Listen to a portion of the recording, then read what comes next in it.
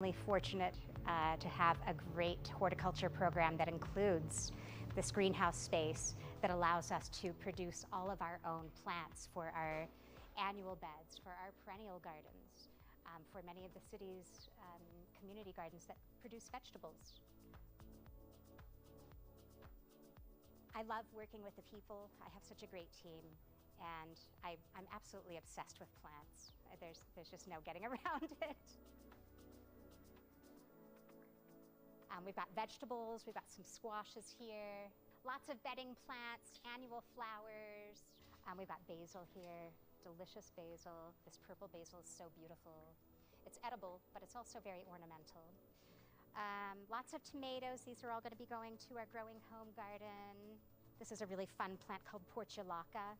This is a type of succulent. It's going to get beautiful hot colored flowers here in a few weeks.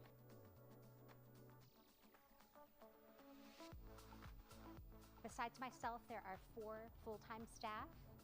I'm really proud of the fact that we have an internship program. We try to have 1 or 2 interns throughout the year. Currently, we have one who is a senior at Westminster High School. She just got a full-ride scholarship. We're so proud of her. I'm Maya Kevel. I'm an intern at the greenhouse. I've been an intern for about 5 months. I'm going to CSU with a full-ride scholarship from Colorado Garden Foundation, and I'm going to major in horticulture and just food crop sciences or controlled environment horticulture. I actually want to work in somewhere like this, so I'm getting job experience that'll actually really help me rather than just, something vaguely in the field. So I think this is really preparing me, because this is what I'm going to have to, work with and do, and it's a lot less scary than I thought it was going to be, and I'm really enjoying it. So this area is considered our plaza, and we have the seating area, and there's a conference room right here where the garage door is. And eventually in the future, we would like to be able to engage people to have this area as a rental space. The garage door opens, so it would be a perfect area to actually entertain or do certain types of classes. This greenhouse has been here for quite some time, and a lot of people aren't even aware about it. So when we had our grand opening, when we got the facility extended, it was a warm welcome, because a lot of the people in the neighborhood came and people had no clue what was going on. So a lot of our neighbors got to participate in that. We're looking forward to engaging the public, not just other city work groups, but also the public, our residents here in Westminster, to engage them in how to garden sensibly and sustainably in this very challenging region of the world to garden in.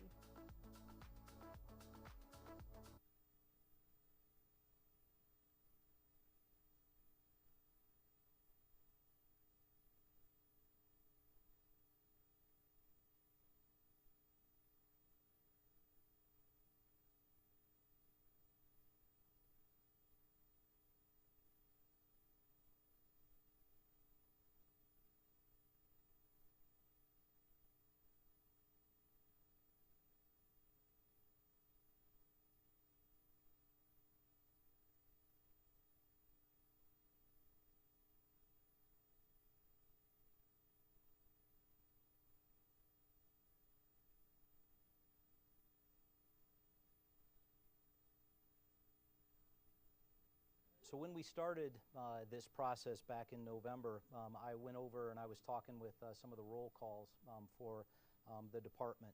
And one of the officers, when I opened it up for questions, said, Mr. City Manager, what do you want in your next police chief, in the permanent police chief?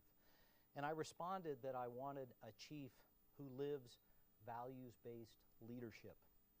Someone who has vision and can see where this department needs to be in 5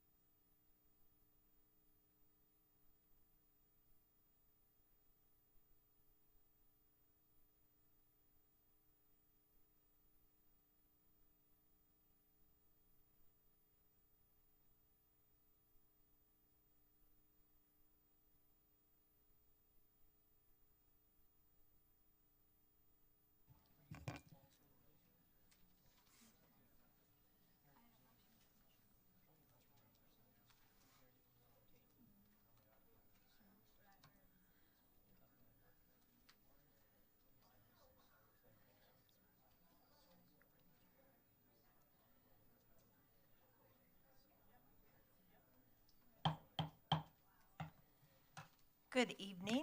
Welcome to our pre-meeting for March 27th, 2023. And do we have any City Council agenda review and questions?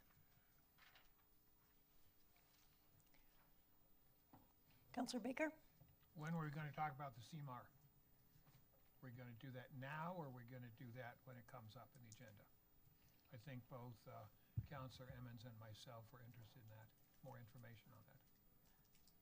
Mayor and councilors, we're happy to talk about it now and continue conversation during the actual meeting proper. I didn't see the email that Councilor Baker had sent until the mayor pointed it out to me this evening during our meeting, but we have Stephanie Bleicher from our Public Works and Utilities Department that can certainly answer any questions that the council may have.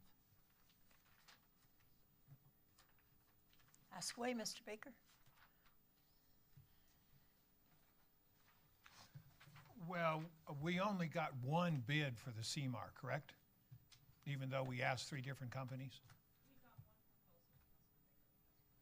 Okay, Right. just a second. Her mic. Yeah, can you speak into the mic, make sure it's working? No. You can get. Okay. Try again. Hello? Yay. Okay. We received one proposal. Okay, so that makes it very difficult for us, doesn't it? Well, I think there's room for questions about it. Tell me what your questions are, Councilor Baker. I mean, I gather you're asking, did we get a competitive price?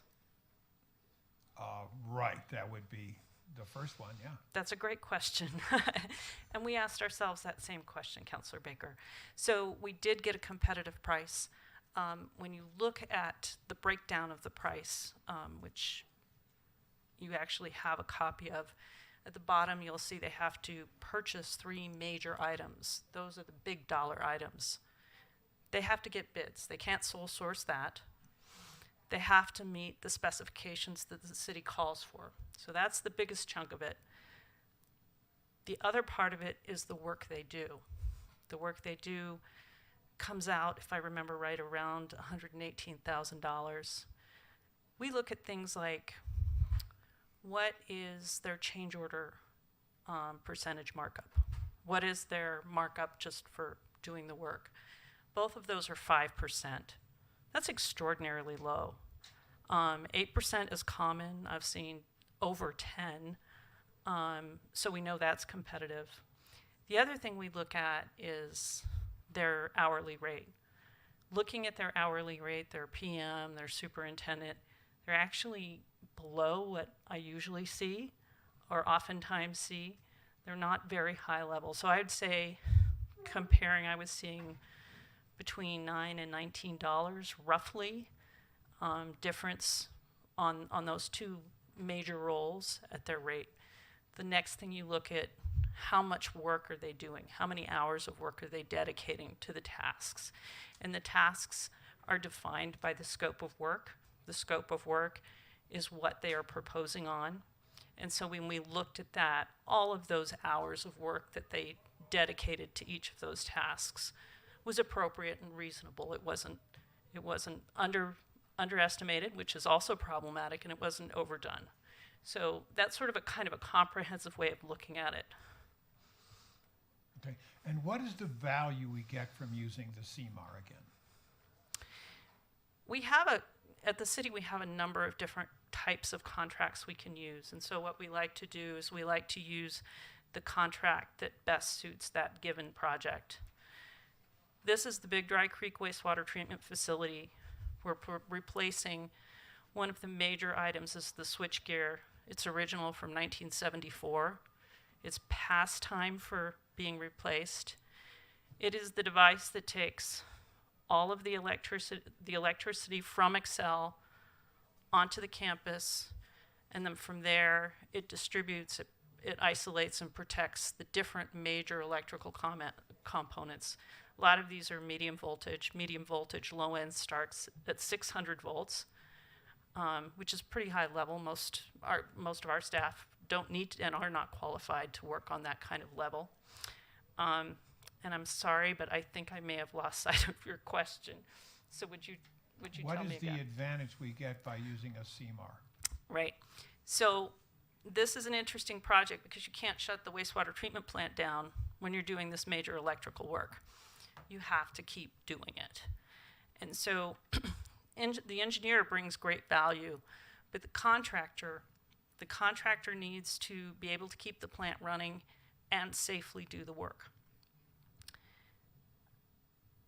As we progress past 30% into the 70% range on this, on the design deliverable, it's really, really beneficial to have the contractor involved in that process because they can shed light on more cost-effective, more reliable, and safer ways to do the work. So it's really a partnership. Do we do that on all our projects? No, but this one is definitely suited for it. Why wouldn't we use a design and build contract for this effort? Because well, the CMAR doesn't do any of the work. He just oversees the work being done, correct? Actually, that is not correct. CMARs can't competitively bid a project with other bidders or proposers if they bid all of it out, because they're going to have a higher markup, so they can't get as low a price. We want someone who can do the majority of the work. MWI is an electrical contractor. They specialize in water, wastewater treatment work. They specialize in medium voltage work. And they will be doing the preponderance of that level of work, most likely. Okay, so that's the contractor who's actually doing the work. And what is the role of the CMAR? The CMAR puts the guaranteed maximum price bid packages together. So they work in conjunction with the engineer to put those packages together. Those are then open book, they're evaluated. They can bid to do the work. They can opt to do the work themselves, or it can go out, and if the city doesn't like their price and doesn't think it's competitive, we can make them put it out for bid.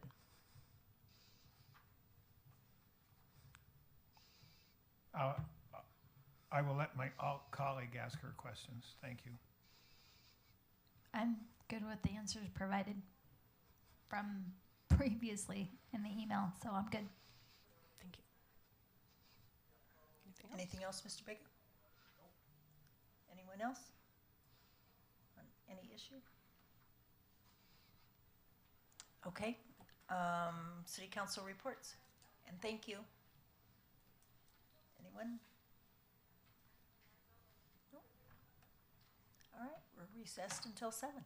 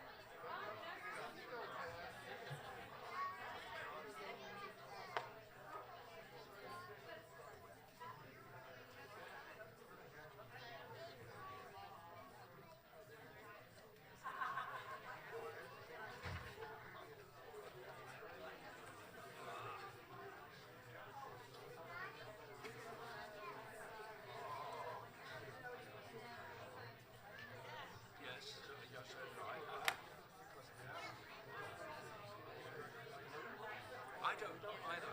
I don't. I would hope so, but I don't know. What is really my mind on the phone?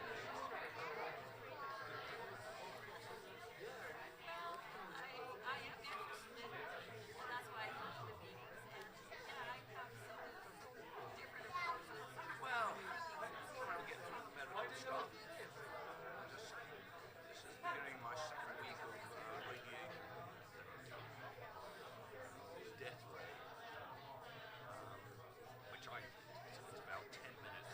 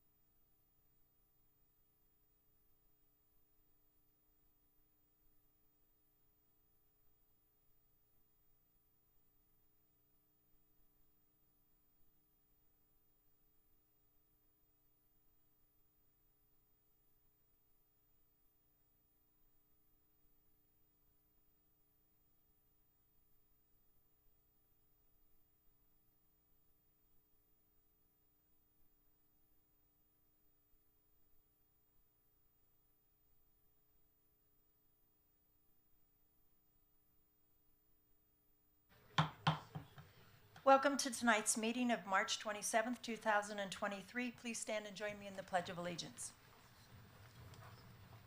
I pledge allegiance to the flag of the United States of America and to the republic for which it stands, one nation under God, indivisible, with liberty and justice for all. Roll call, please. Counselor Baker. Here. Mayor Pro Tem DeMott. Present. Counselor Emmons. Present. Counselor Azadi. Here. Mayor McNally. Here. Counselor Nurmela. And Counselor Seymour. Here. Mayor Pro Tem. Thank you, Mayor. I would move that we excuse Counselor Nurmela, who is in NLC this week. Councilor Seymour. I'll second that. It's been moved and seconded to excuse Councilor Numela from this meeting. Does it need to be a voice vote or A voice vote. all those in favor say aye. Aye. Opposed?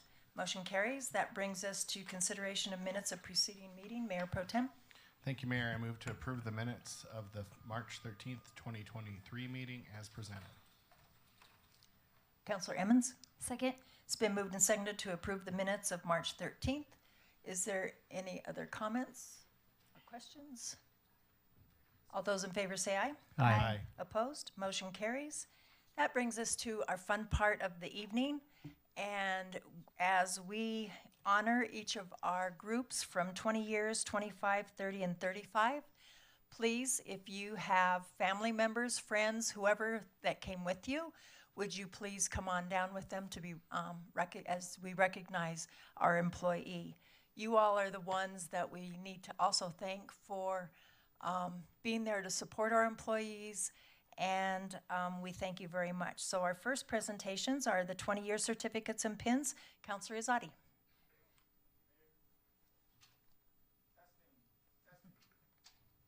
Can you hear me? Ah, there it is. Okay. 20 years.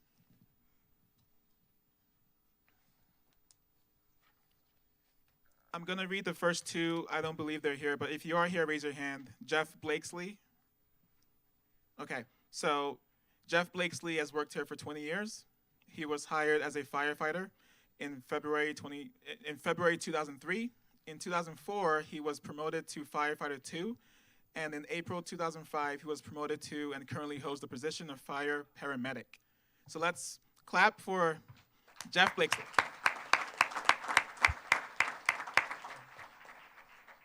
And just checking, is Kurt Morris here? All right, so Kurt Morris was hired as a firefighter 1 in February 2003. In 2004, he was promoted to firefighter 2. And in 2006, he was promoted and currently holds the position of fire engineer at Fire Station 4. So big round for Kurt Morris. All right, Eric Roth, are you here? There you are. Do I need to get all family and friends that came with you? This is it. I'm your friend. You want to introduce yourself and tell us about you? Yeah. So my wife, she's currently working in dispatch, so probably not a good idea that she came here tonight. Then I have one boy who's 18 working at Sprouts this evening, and a daughter, Natalie, who is 14. Thank you, Eric.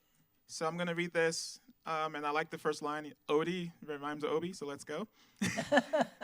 Eric Roth, better known as Odie, was hired as a firefighter 1 in February 2003. He claims this nickname was given to him when he was 6 years old by his grandfather, who was freelancing an oil rig somewhere in Wyoming. Odie is married to a Westminster dispatcher and claims he is told what to do at work and home. That could have been a story he talked about, but all right. He and his wife, Christina, have 2 children, Jason, 18 years old, and Natalie, 14 years old. Currently, Odie is a fire lieutenant of safety and medical officers. He is assigned to the C shift at Fire Station 2. During his spare time, Odie continues to play ice hockey and is an avid collector of baseball cards. His hunt for a T206 Honus Wagner is still very active. Once this card is found, he claims he will gladly give up his position in the fire department. How much is it worth? About $800,000. I would quit too. All right. Odie also has a passion for dogs. In 2009, he developed a paramedic-based first aid and CPR course teaching pet owners how to care for their dog in any emergency. Since that time, he has trained over 4,300 people. Odie also helped develop Senate Bill 14039, allowing EMS providers to provide first aid and CPR to cats and dogs. In November 2022, Odie authored a book called Canine Medic Unleashed. He claims it has made Amazon's top 600,000th list. Thank you for your service, Eric.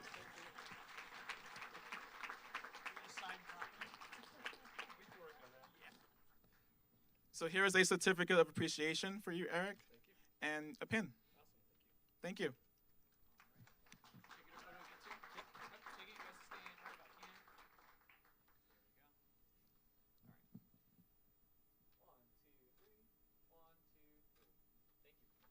Thanks, Eric.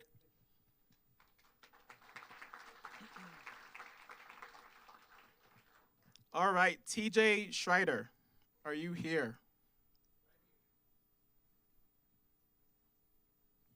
Come on down.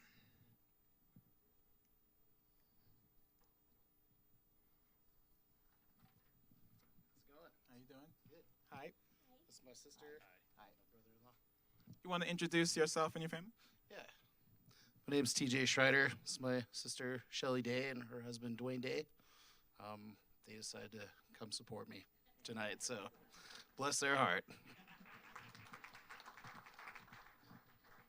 Okay, TJ Schreider was hired in March 2003 as a utility maintenance worker and worked on the construction crew replacing old water mains. In 2005, he was promoted to senior maintenance worker and performed maintenance on various aspects of the water distribution system, oversaw the maintenance programs, taught new employees the techniques of this work, and how to operate the heavy equipment.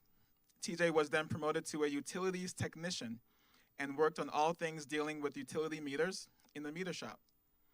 In 2017, he was promoted to utility system specialist, running the cross-connection control program. That sounds very fancy. Okay. In 2019, he moved into his current position as GIS specialist for public works and utilities. What started off as a stepping stone for him at the city has turned into a great career. At the city, TJ takes safety very seriously and has been a member of the safety committee for quite a few years. He is currently serving as the lead safety representative for his division. He has been awarded a few Teams in Action awards and was awarded the AWWA Distribution Operator of the Year. TJ is also a member of the Employee Recognition Action Team and enjoys putting together the citywide employee events. TJ is a Colorado native, grew up in Westminster, and leads a bachelor lifestyle. All right, now it gets interesting. Okay. He loves to travel, play in his rock band, the Dirty Lightning, enjoys open mic nights, plays the guitar, loves to sing karaoke, attends live concerts, and golfs. He also enjoys cooking for his family and friends. Thank you for your service, TJ. Thank you.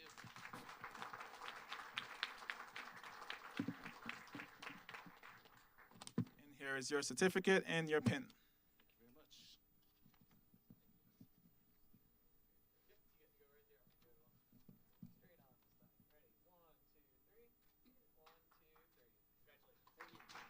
Thank you.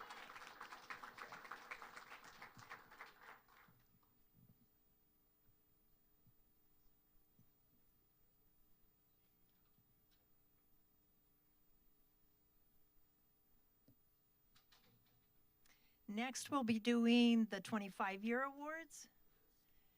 Teresa Bocco.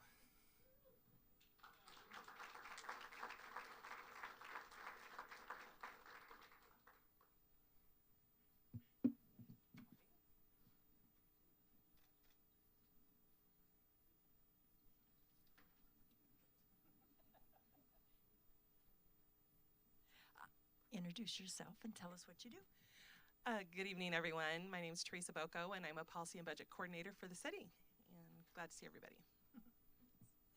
Teresa began volunteering with the city in 1993 as a victim advocate and was hired into the position in 1998. Subsequently, she had also held 2 other positions in the city, Senior Human Resources Analyst, and currently is a Policy and Budget Coordinator. Across all those roles, Teresa has enjoyed working in local government and providing direct services to the community. Most importantly, she is grateful to serve the Westminster community alongside so many outstanding and committed colleagues. Time away from work, Teresa is focused with her faith, family, and pursuing her creative interests of photography, writing, and drawing. Congratulations. Thank you,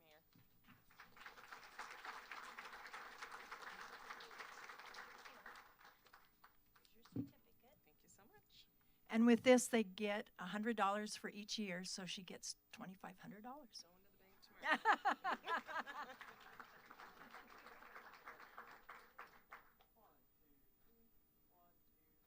to the bank tomorrow. And we have one person that couldn't be with us tonight, Angelica Clyburn. Helped open College Hill Library in 1998 and was employed for 3 years as a library clerk. Angelica worked at the circulation desk, technical services, and information desk. In 2001, she transferred to City Park Recreation Center and worked at the admissions desk, where she oversaw the pro shop for many years and trained many substitute staff in this fast-paced environment. Many of the longtime guests enjoy chatting with Angelique, some in German. Angelica is now working in the registration area at City Park Rec Center. At this point in her life, she is ready to retire from the city and spend time with family and friends and pursue other ventures. Angelica has 3 grown children and 3 grandchildren. She enjoys spending time with her rescue dog Barney, reading, cooking, crocheting, and enjoying the outdoors. In the very near future, Angelica is looking forward to her retirement to spend time with family and friends and pursue other ventures. Thank you, Angelica.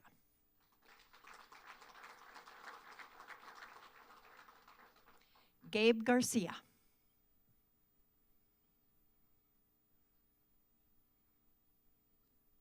Come on down.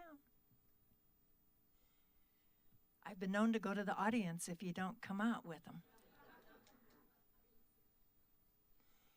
Welcome and introduce yourself and your family. Okay. I'm Gabe Garcia. This is my wife, Cindy, my daughter, Brooke, and my dad, Gil. And then we have 2 kids that aren't here. My daughter, Danielle, she's working tonight, and our son, Andrew, is also working tonight. Yeah. That's good. Thanks. And thank you for being here with him. Gabe Garcia was hired in March of 1998 as Firefighter 1. He was promoted to fire engineer in April of 2001, which coincided with the birth of his first daughter, Danielle, a fact that he is very proud of. Gabe continues to serve as a fire engineer on Truck 2. Throughout his career, Gabe has been several special teams and participated in numerous outside activities. Currently is a member of the North Area Technical Rescue Team, the Adams Jeffco Hazmat Team for the 2nd time, and the Westminster Fire Department Honor Guard. For the past 2 years, Gabe has served as the Honor Guard Commander. I always love it when the Honor Guard's there. And the bagpiper. Gabe has been married to Cindy for 28 years. They have 3 children, Danielle, Brooklyn, and Andrew.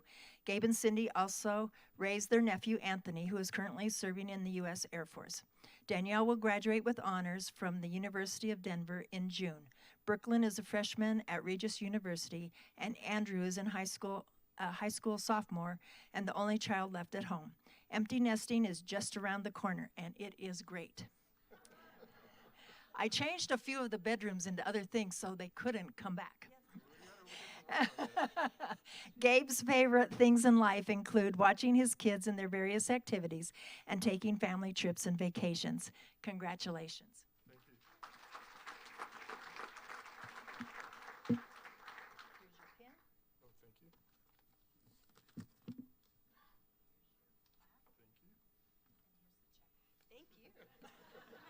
you. They know I always give it to the spouse, so congratulations.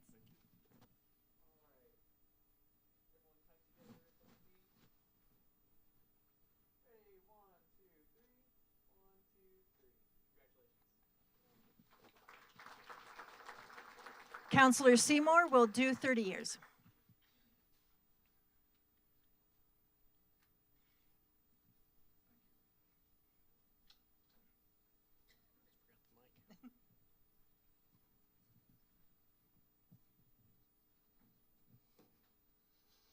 If I could have Captain Alvis and his family come down.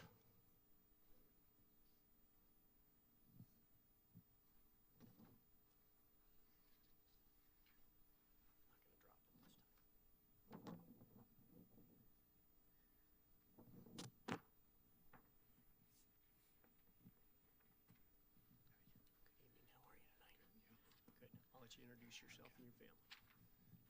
So my name is Kelly Alvis. This is my dad, Jack, my mom, Jenny, my wife, Liz, and my daughter, Katie. And we also have 2 older daughters, one that's working, the other one is in South Dakota at school. Little background on 30 years. Kelly Alvis was hired in 1990 as a seasonal summer employee with Public Works and Utilities Department. In 1993, he was promoted to the position of maintenance worker, and following year promoted to the position of senior maintenance worker. After volunteering with the fire department for 2 years, Kelly was hired as a firefighter in 1996. In 2000, after completing paramedic school, he was promoted to the position of paramedic. During his tenure as paramedic, Kelly was a recipient of this prestigious life-saving award after saving a woman who was choking to death.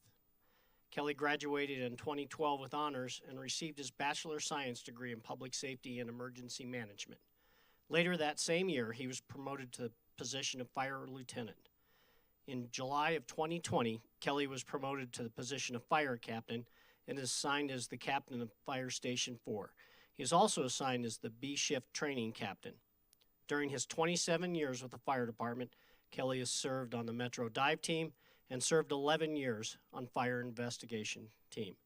In his spare time, he enjoys spending time with his wife, Liz, and their 3 daughters, Samantha, Jenna, and Katie. And he also enjoys outdoor skiing, hiking, and playing golf. Congratulations on 30 years.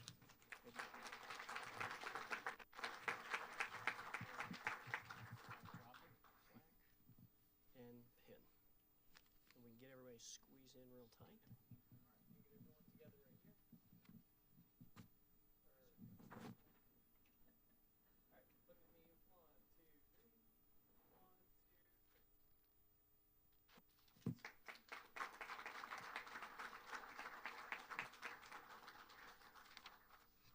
If I could get Patty Bippus.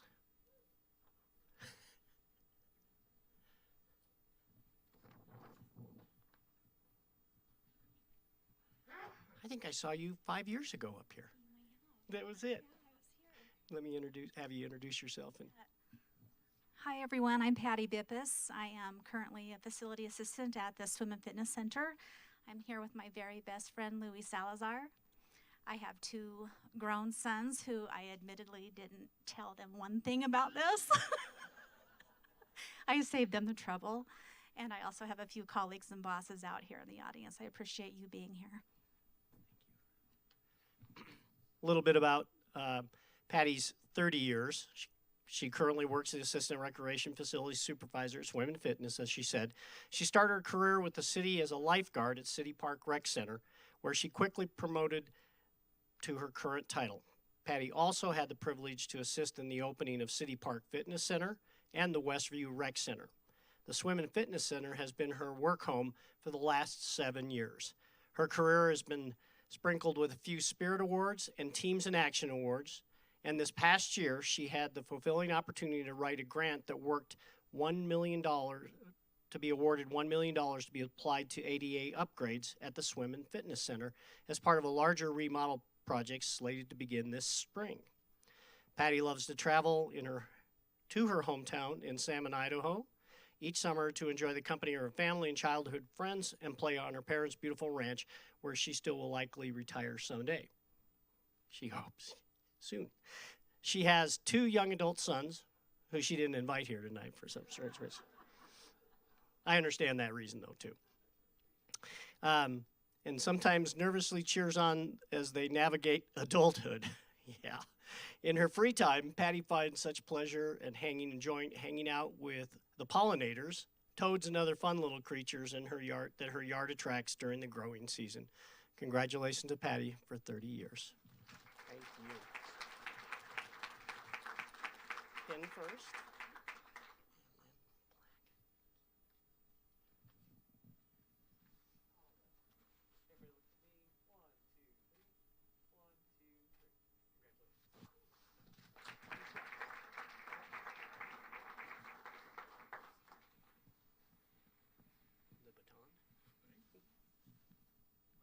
Next is 35 years with Councillor Baker. I would like to have Mr. Bob Wood join me on the stage, please, with his family, if they're here.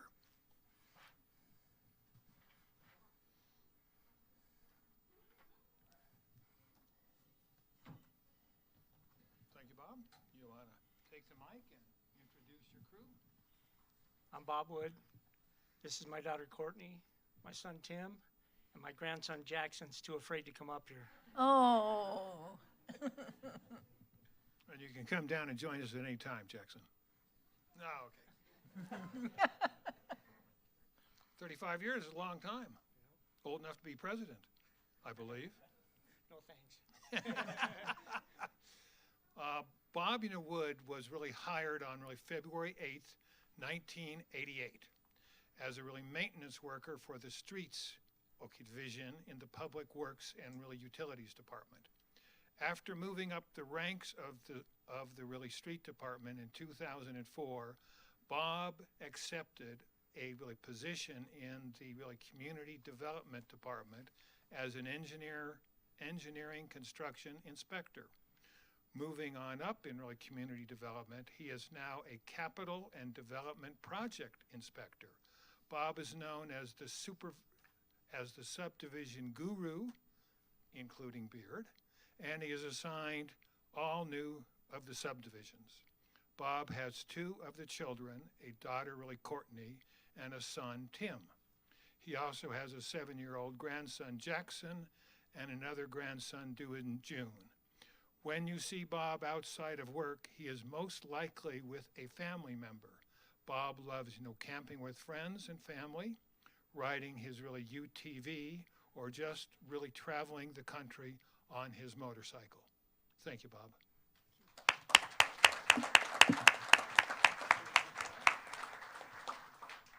Here's your pen. No money. And here's your picture. Come here. Oh, come up and be with Grandpa. Come on.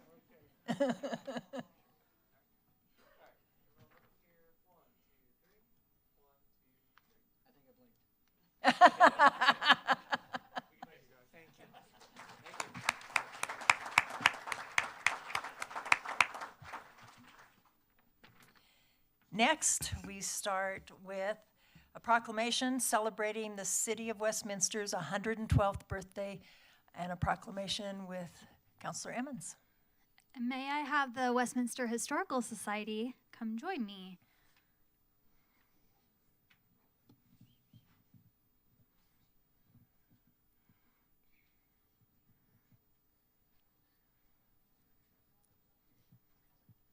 Thank you all for being here. I'm going to start over with Gary, and I'd like you to introduce yourselves and tell a little bit about the Westminster Historical and Society and what you all do.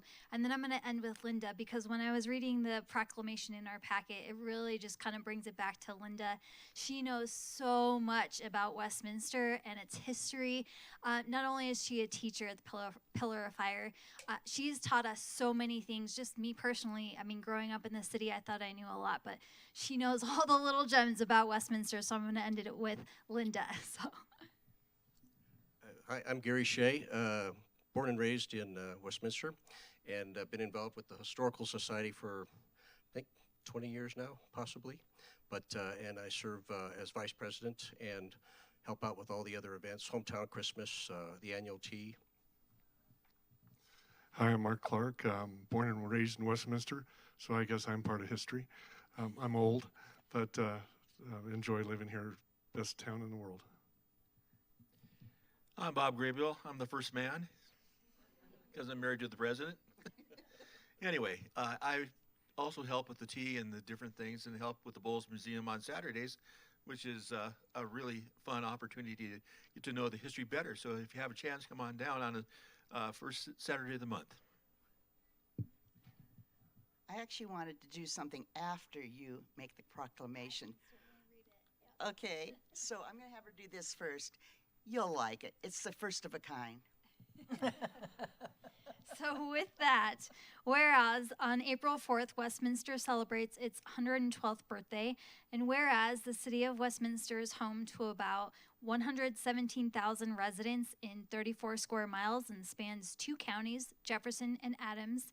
And whereas in 1911, the village of Harris petitioned the county to hold an election for incorporation, and the voters then subsequently approved incorporation as Westminster in honor of Westminster University. And whereas Westminster has grown into a city that spans 34 square miles, offering the community beautiful trails, scenic open space, attractive parks, and vibrant place to live. And whereas recognizing the city's birthday gives the community a time to reflect on the city and all that has become and will be in the future.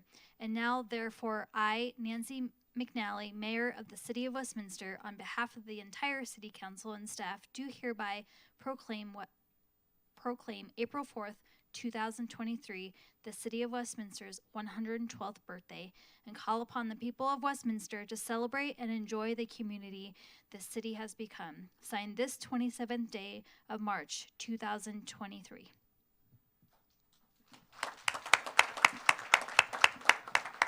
So I'm Linda Graybeal, and I've been involved with the Historical Society for 24 years. And I hope that you will come and visit the Bowles House Museum, because I think that's where we're going to put the plaque for you to see it there. I was hoping Jackson would stay here, because I'm hoping Jackson will be here on our 200th birthday. He's only 7 years old, and that's not that far away, so that's pretty exciting. Really, when we're talking about the birthday of Westminster, we're talking about your birthday. You as citizens, people that love Westminster, this is for you. It's not just for us. We share a common heritage and history. So in honor of that, being the teacher that I am, we're going to sing happy birthday to Westminster. I don't think it's ever been done before in a city council, so let's make some history. Happy birthday to you. Happy birthday to us. Happy birthday, dear Westminster. Happy birthday to us.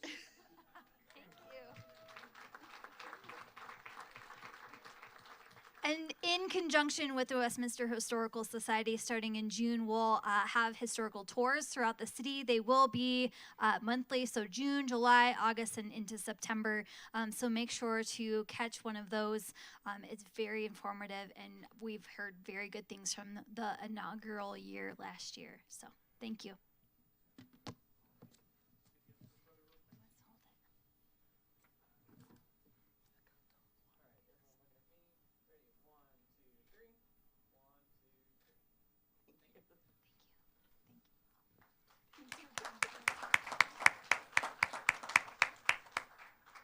You can stay down there if you want.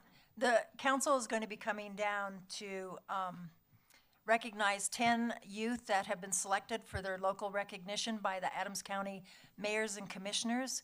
The Youth Award Program and certificates of achievement are going to go to these young youth, and their award states, it should state Mayor McNally and the council, but Mayor McNally is celebrating you as an exceptional young person in our community who has overcome significant adversity in their lives. These are special kids that would probably never get this kind of recognition, but we are always happy with these awards to be able to do just that for you. We are going to all come down because you're that special. You didn't see anybody else get all 6 of us. And we will, one at a time, call a name. If your nominator is here, please bring them with you, because they are key for you being here today. And then parents, as we do them one at a time, come wherever you need to come to get the pictures. We will wait until you're done, and then we will go on with the next person. So council, join me down front.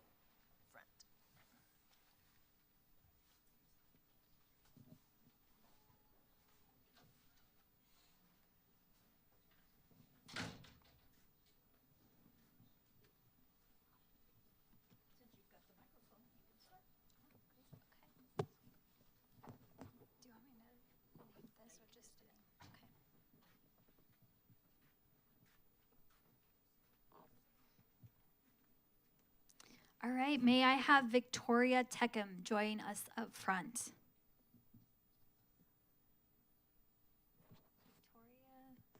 Victoria Teckham. No. Faith Thirsk.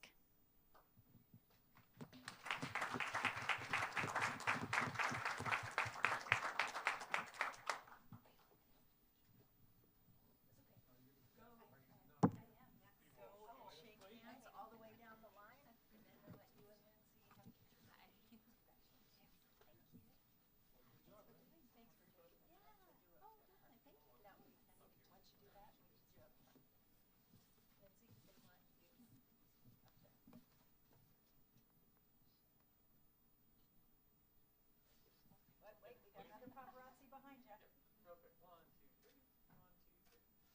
Wait. There was a young man right there. It's a picture. Get pose, little brother. Come on.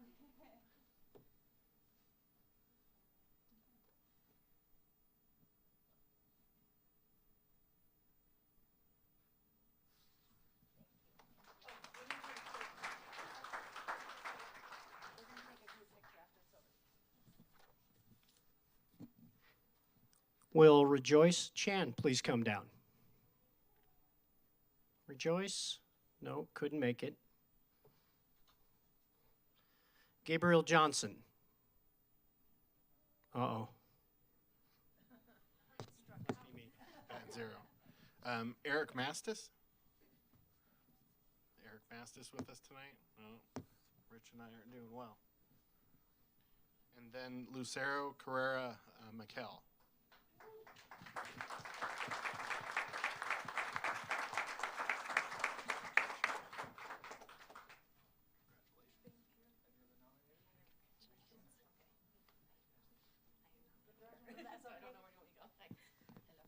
You have to go to that end and shake those hands.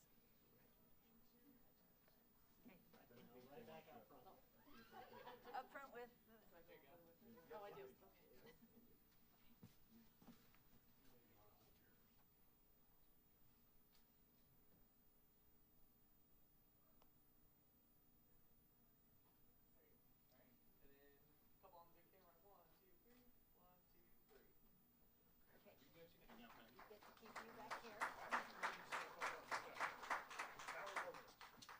Councilor Baker, you want to go next?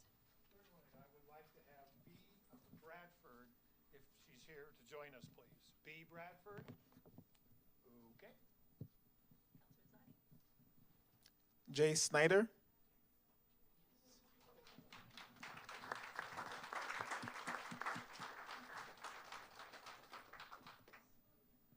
can start at this end. Right to the middle with your presenter.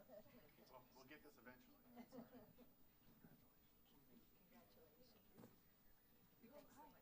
Congratulations. Thank you. Okay. You got a winner there. Yes. Here's your paper. Quick picture here. 1, 2, 3.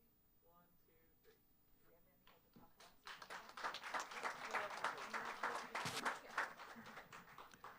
Donovan Miltenberger. Is there a Donovan Miltenberger? Nope. Okay. Jose Emiliano Chavez Vasquez. No. Thank you guys for coming this evening. We are so proud of everything that you've accomplished, and I bet if every one of us sat in this room and had a little chat with you, you would have something very important to share with each and every one of us. So thank you for everything you've been through and for being here tonight. To the nominators, we can't thank you enough because we wouldn't be able to do this without you. We know it takes time. We know you're all busy, but you took the time to believe in these kids and nominate them, so thank you. To Cindy McDonald from our Parks and Rec, thank you for always making sure word gets out. We had 10 great kids, and I know do we know how many are going to the next level? 2. 2 will be going to the Adams County Commissioners and Mayor's dinner, and we'll go on to that next level. So we can't thank you enough for being here, and we're going to do a group picture with you.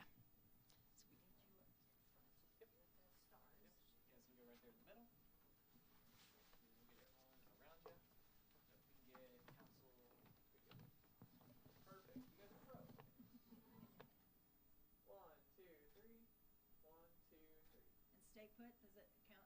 Parents got pictures? Got you everything? All right. Thank you, guys.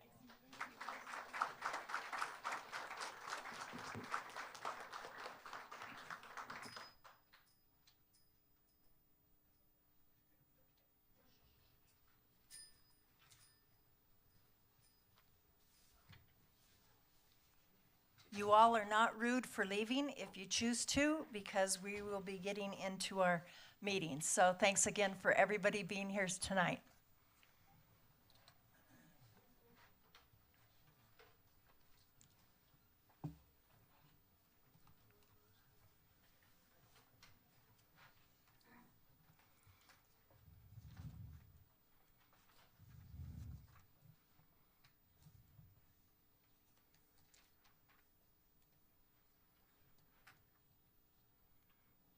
That brings us to public comment.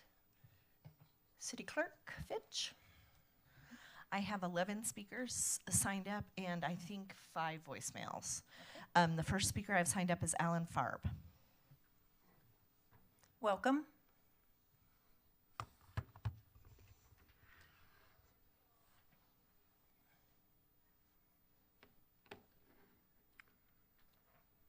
This is regarding the second reading of the Comprehensive Plan 2040.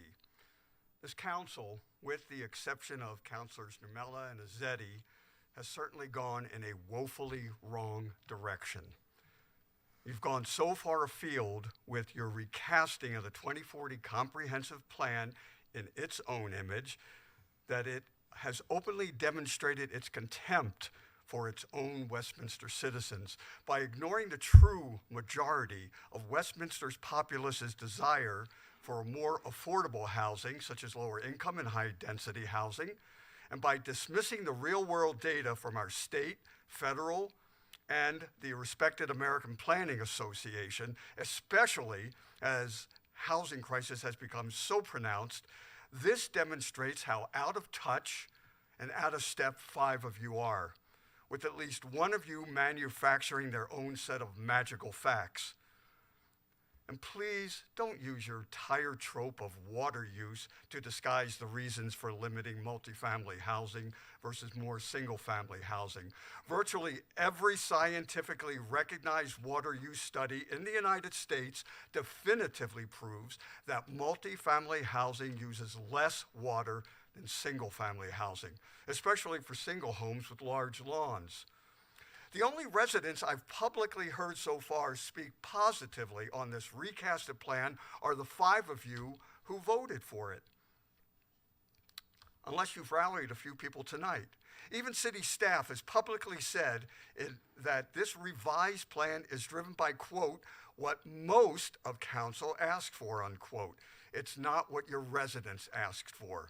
This is 2023, not 1953. Moreover, the conspicuous disdain by some of you for renters as if they are of a lower caste than homeowners is so wrong. I remember Councilor Baker even openly referring to renters as transients. Really, Councilor, my daughter, a college dean in this city, has been a renter for 20 years. Just like Councilor Emmons noted of herself, it took my daughter took her years to save enough money to soon become a starter home owner. As a single professional woman, she couldn't even afford the high cost of rent in Westminster, so she's lived in Wheat Ridge. She's worked in her college system for 13 years, moving up the ranks from professor to department chair to dean. I don't consider this college dean a transient because she has been a renter. Plus, Mr. Baker, I want to know, how is it that at a recent council meeting, you lauded staff for their excellent recasting of this plan in your own image, which is quite a flip-flop from your also recent condemnations of the same staff who, in these chambers, you said you could not trust. Now, sir, you magically trust them. I've lived in the city for 31 years in Highland Greens, in a neighborhood that was once considered among Westminster's early upscale neighborhoods. Highland Hills even built a golf course next to it. Now we have a second golf course across the street.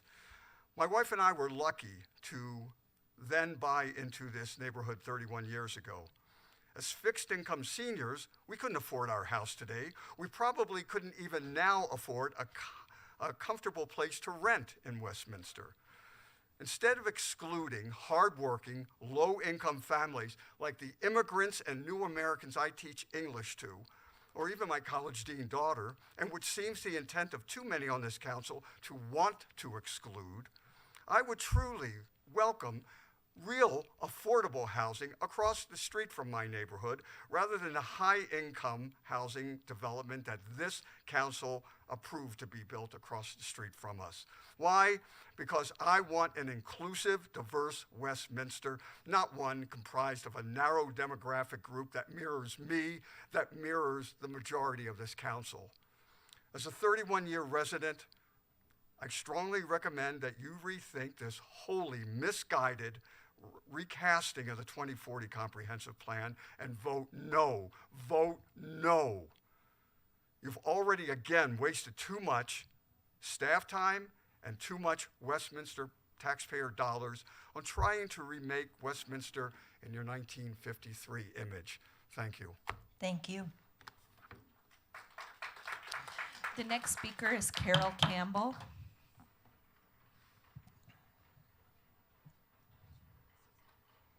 Welcome. Good evening, Mayor, Mayor Pro Tem, and the City Councilors. Thank you for the opportunity to speak to you tonight. My name is Carol Campbell, and I'm a 40-year resident of Westminster residing in Legacy Ridge. Tonight, I would like to raise my objection to the proposed revision to the 2040 Comprehensive Plan, specifically the makeup of housing types. It is counterintuitive to be proposing a decrease in high-density affordable housing for many reasons. A recent 2022 community survey in Westminster showed that 74% of our residents are concerned about the high cost of housing in our city, and this proposed change could exacerbate this problem. The existence of affordable housing stabilizes the workforce, attracts businesses, and revitalizes neighborhoods. The top cause of homelessness, based on many national studies, is the lack of affordable housing. Colorado is number 13 out of 50 states for homelessness. Westminster already has a large percentage of single-family homes, and in 2021 it was 68% of the housing stock. The average price for a single-family home in Westminster in 2022 was about $594,000. This is a price beyond many hard-working Westminster citizens' ability to pay. I know many renters that will have to relocate if the prices get any higher for renting. One of my friend's daughters lives in Westminster. She's renting a one-bedroom apartment that costs $1,750 a month. I bet most of you don't pay that in your mortgage. It's certainly more than I pay for my three-bedroom townhome in Legacy Ridge. I noticed that some of the comments that were submitted under the comments from emails said that they're really worried about water use, and I know that some of you are as well. I want to echo my previous friend's comments that multi-family housing uses a lot less water than single-family housing because most of the water use is outside, and there's not usually much land in a multi-family unit. Do we really want to be a city that people can't afford to live in, including our own children? How will we be able to fill our city jobs, or any jobs, if the people that work in our city can't afford to live here? Please reconsider your decision. Thank you. Thank you. The next speaker is Tom Jurgens. I ask that there's no applause or anything. We need to get through this. And we honor everybody's opinions, no matter whether you agree or disagree, so no clapping. Thanks. Welcome. Thank you. Tom Jurgens, Westminster resident. Westminster City Council. The controlling majority of this council supports a 2040 comprehensive plan that ignores the proven needs of our community. This plan decreases the residential and mixed-use zoning by 13%. Even worse, medium residential housing is zoned for a paltry 3.5% of housing, and multifamily is ignored. The amount of single-family single-family zoning rises in the proposed plan. With Westminster cost of single-family housing exploding from $345,000 to $593,000 in the past 5 years, it has become difficult, if not impossible, for many of our families to live here. New young families are particularly impacted by this. If this council wants residents to be able to afford a home and not just throw money at rent, then this council's majority must change the proposed plan and not just throw out platitudes. Councilor Seymour has suggested that an applicant can change zoning in the city. Going through zoning variances is time-consuming and costly. This is a deflection of the real issue, which is that this council must make a variety of price points available to its city residents. I urge you to reject this proposed plan and thus show your concern for all of the city residents. Thank you. Thank you. The next speaker is Karen Calavity.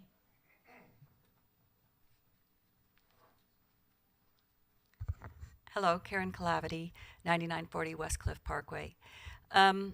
Yeah, I was at the Planning Commission meeting where the new 2040 comprehensive plan was kind of outlined. I haven't read it. It's still a lot of pages.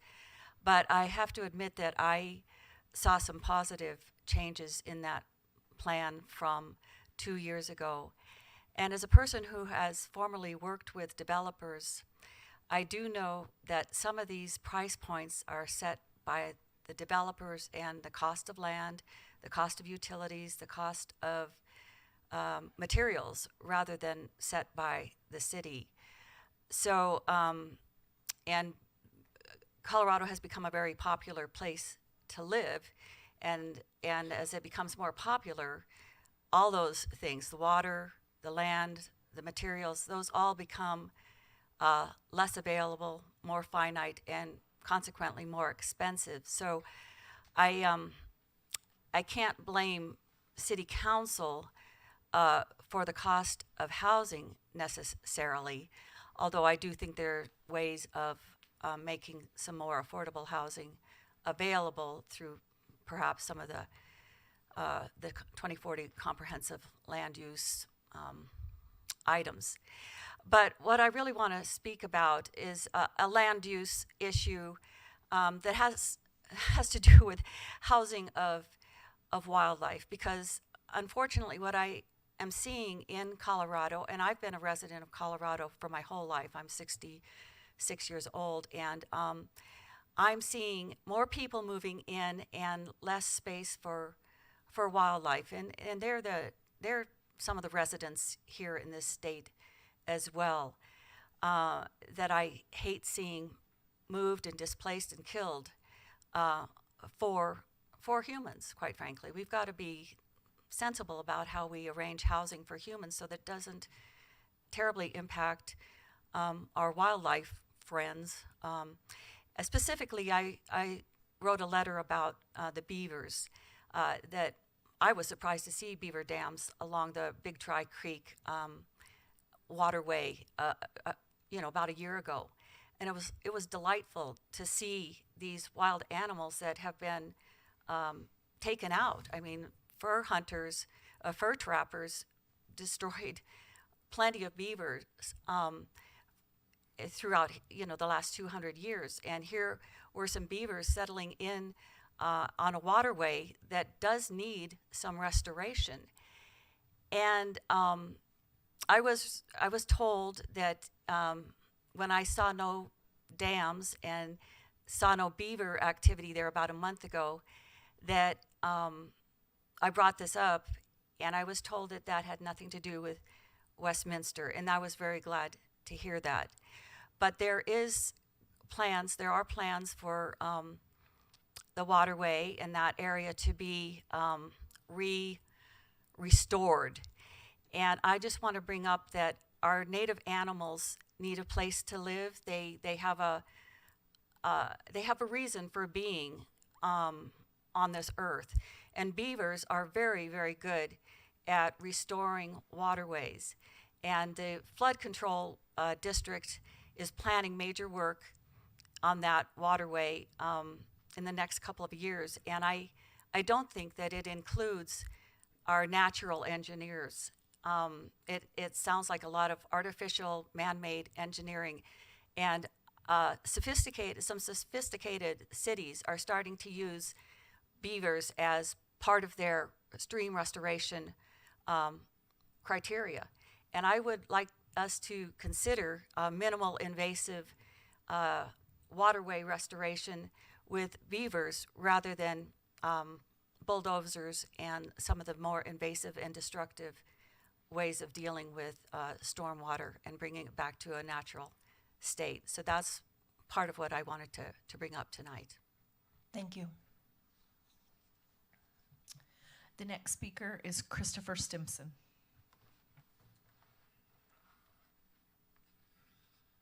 Welcome. Madam Mayor, Mayor Pro Tem, councillors and staff. So what does it mean to be a sustainable community, which we in Westminster like to believe we are? When people find their homes destroyed by floods or wildfires and their neighbours pitch in and do whatever they can to help, that's one sign of a sustainable community. When the economy or mental health or drug addiction forces people out of real homes into tents and communities look for their city officials to find solutions that put the unhoused back on their feet, that's another sign. When a business publicly discriminates at people of certain classes or ethnic groups and finds that potential customers now turn away from them, that's another sign. And when people want to live in a community, perhaps because they work there but can't afford to buy or rent there, the city as an entity takes steps to alleviate the situation. It designates areas for housing appropriate to the spending power of those members of the workforce. And in so doing, in recognizing the economic value to a community of all levels of society being able to live in that community, it acts as an organ of a sustainable community. If that does not happen, and we should regard the experience of Boulder here, then businesses are reluctant to locate in such a community if they cannot count on members of all income levels to be in their catchment area. Westminster's Economic Development Agency understands this, that to exile high-density housing is to exile smart business growth. So, are we as much of a sustainable community as we'd like to think we are? It appears not. We're a community that, with the revised 2040 Comprehensive Plan, is about to move in exactly the opposite direction to what is needed in today's housing crisis. Oh, but is there a housing crisis? Let's see. In this country, according to a recent Pew Charitable Trust survey, 52% of individuals aged 18 to 29 live with their parents, allowing for those 29-year-olds whose relationship with their parents is so intimate they can't bring themselves to part from them. This tells us that what we've always regarded as a normal cusp of adulthood moving out barely draws breath today. Yeah, that's a housing crisis. And in Westminster, where, by the way, 72% of people believe housing is too expensive, typical workers in managerial and professional positions can only expect to afford between 1/2 and 2/3 of the quoted rents for new one-bedroom apartments. And yet, according to the WEDA documentation, the existence of affordable housing in the community stabilizes the workforce, attracts businesses, revitalizes neighborhoods, and reinforces smart growth patterns. Council, however, is expecting people to provide essential services in a city in which they cannot expect to live. That's a housing crisis. But why is this Westminster's problem? Can't we, like council wants to do with homeless people, just kind of shove it sideways into the town next door? Well, perhaps they're as guilty in the town next door as we are. In the current Colorado legislative session, a land use bill, Senate Bill 23213, is officially under consideration. It would allow state government to mandate certain types of housing, i.e. affordable, to be built on city-owned land parcels, regardless of what you city councils had planned for those parcels. So, to address the housing crisis, the state could override council plans and cause housing to be built that people struggling to live in the town where they work could actually afford to rent or buy.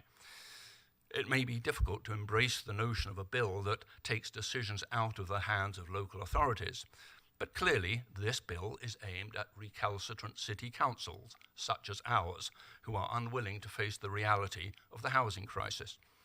And such a bill would not have been presented if this problem were not ubiquitous in Colorado cities, including that town next door. So we can anticipate a time when the state says to our city, "You're ignoring the housing crisis, do what we tell you." Of course, if we as a sustainable community were to show the state the lengths we're going to accommodate workforce and low-income housing, then perhaps we would be looked on more kindly by the state. But that won't happen with our revised 2040 comprehensive plan, will it? Just a thought, people. Thank you. The next speaker is Tom Lampo.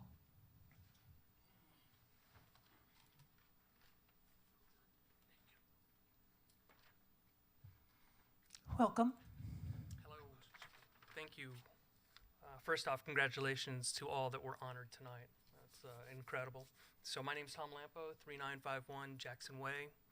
I'm here to pray for the city of Westminster. We're living in destructive and deceptive times. This month we had multiple bank failures, which were destructive. The response and fix to those failures was very deceptive. Our financial system is shaking. Let us invite our God to this meeting and the city of Westminster. Heavenly Father, in Jesus' name, we want to invite you here to be with us. We want you to guide us in all we do.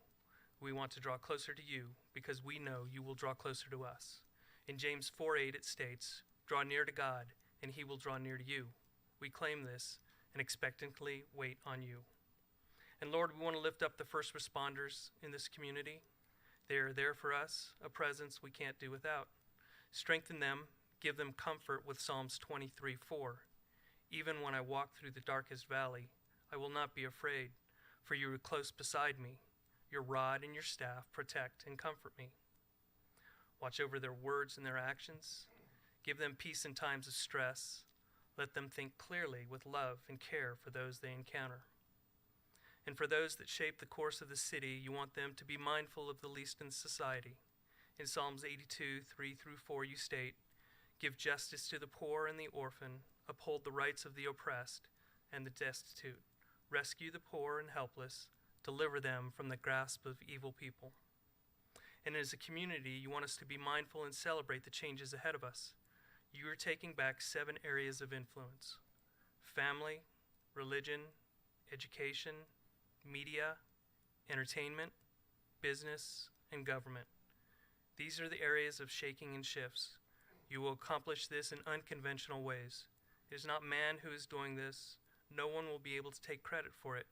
Changes will be dramatic. They will be overwhelming. Times are quickening. Be with us. In your precious and holy name we pray. Amen. And finally, 2 Peter 1:5-8. But also for this very reason, giving all diligence, add to your faith virtue, to virtue knowledge, to knowledge self-control, to self-control perseverance, to perseverance godliness, to godliness brotherly kindness, and to brotherly kindness love. For if these things are yours and abound, you will be neither barren nor unfruitful in the knowledge of our Lord Jesus Christ. Thank you all and have a nice night. Thank you. The next speaker is Mark Clark.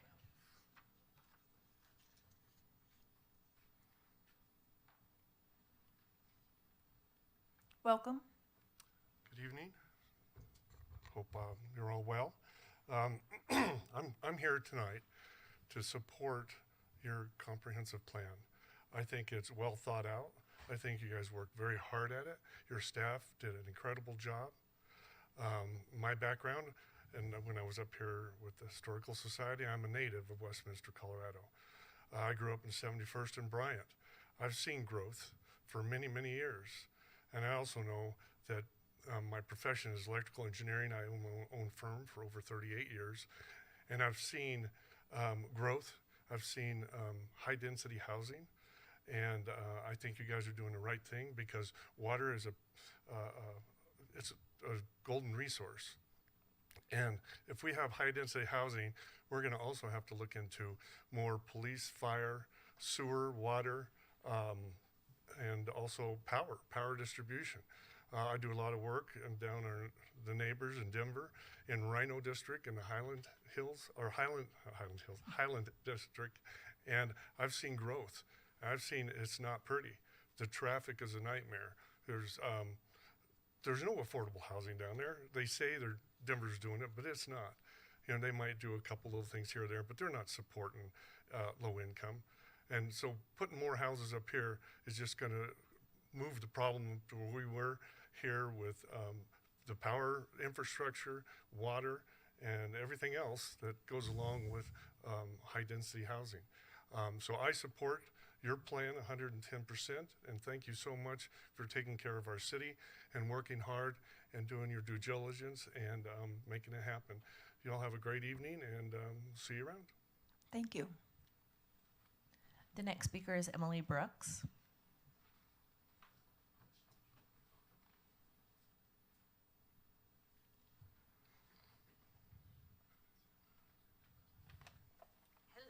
Welcome.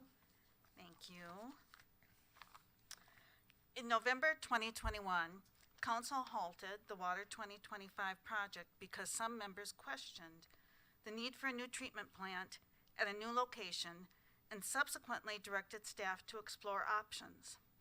The resulting greater than a year-long exploration included a $1 million plus engineering evaluation performed by an external engineering firm. Now that there's a decision to move forward with the Water 2025 project, I'm interested in the work product of that year-long $1 million project and would like for detailed results to be shared publicly. Although there was a very high-level description of the options and costs provided at the January 23rd meeting, I think a presentation and discussion of this effort would be useful for residents and allow each of us to evaluate the delay and any newly discovered technical information.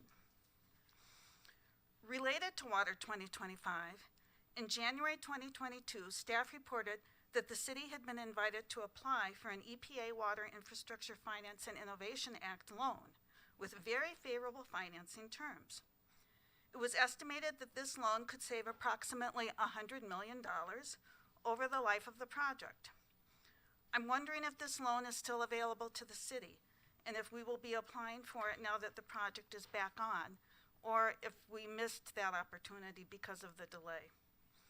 Are the potential savings already included in the cost estimate, or will those savings be in addition to the already identified $100 million savings? With regard to the update of the comprehensive plan and the vote on second reading tonight, I want to express my strong objection to the reduction of multifamily housing opportunities. In listening to some on council defending this action, reference was made to conversations occurring during the 2021 election campaign. I'm concerned that selective resident or campaign donor input seems to be given a greater level of importance than the 2022 community survey, the results on housing-related questions. 69% of those responding indicated that the high cost of housing is a major or moderate issue. 40% are dissatisfied or very dissatisfied with access to quality housing that they can afford, and 59% are dissatisfied or very dissatisfied with the availability of affordable housing for low and moderate income families. There is no question that affordable housing options are a major concern not only in our city, but also in the greater metro region and throughout much of the state. I'm encouraged by the emphasis and attention on this issue at the state level and wonder why this council is going in the opposite direction.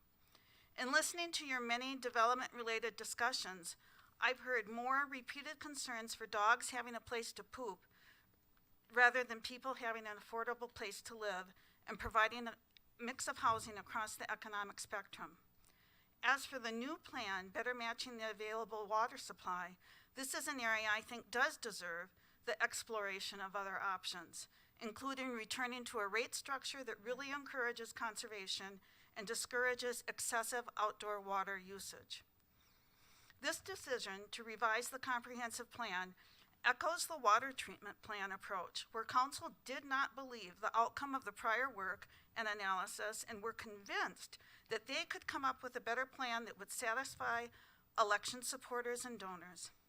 We all know how the council knows best approach turned out after more than a year's delay and over $1 million spent. You have an opportunity to reconsider this action tonight and be more responsive to the needs of this community. And residents will have an opportunity in November to reconsider what kind of a representation is best for us. Thank you for the opportunity to comment tonight. Thank you. The next speaker is Judy Pickerel.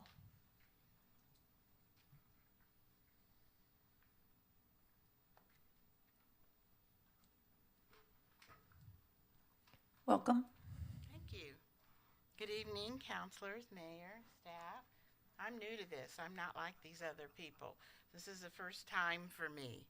But I wanted to come and speak to you because I also am very concerned about the proposed changes to the 2040 comprehensive plan that I saw, specifically in the reduction to the multi-unit housing.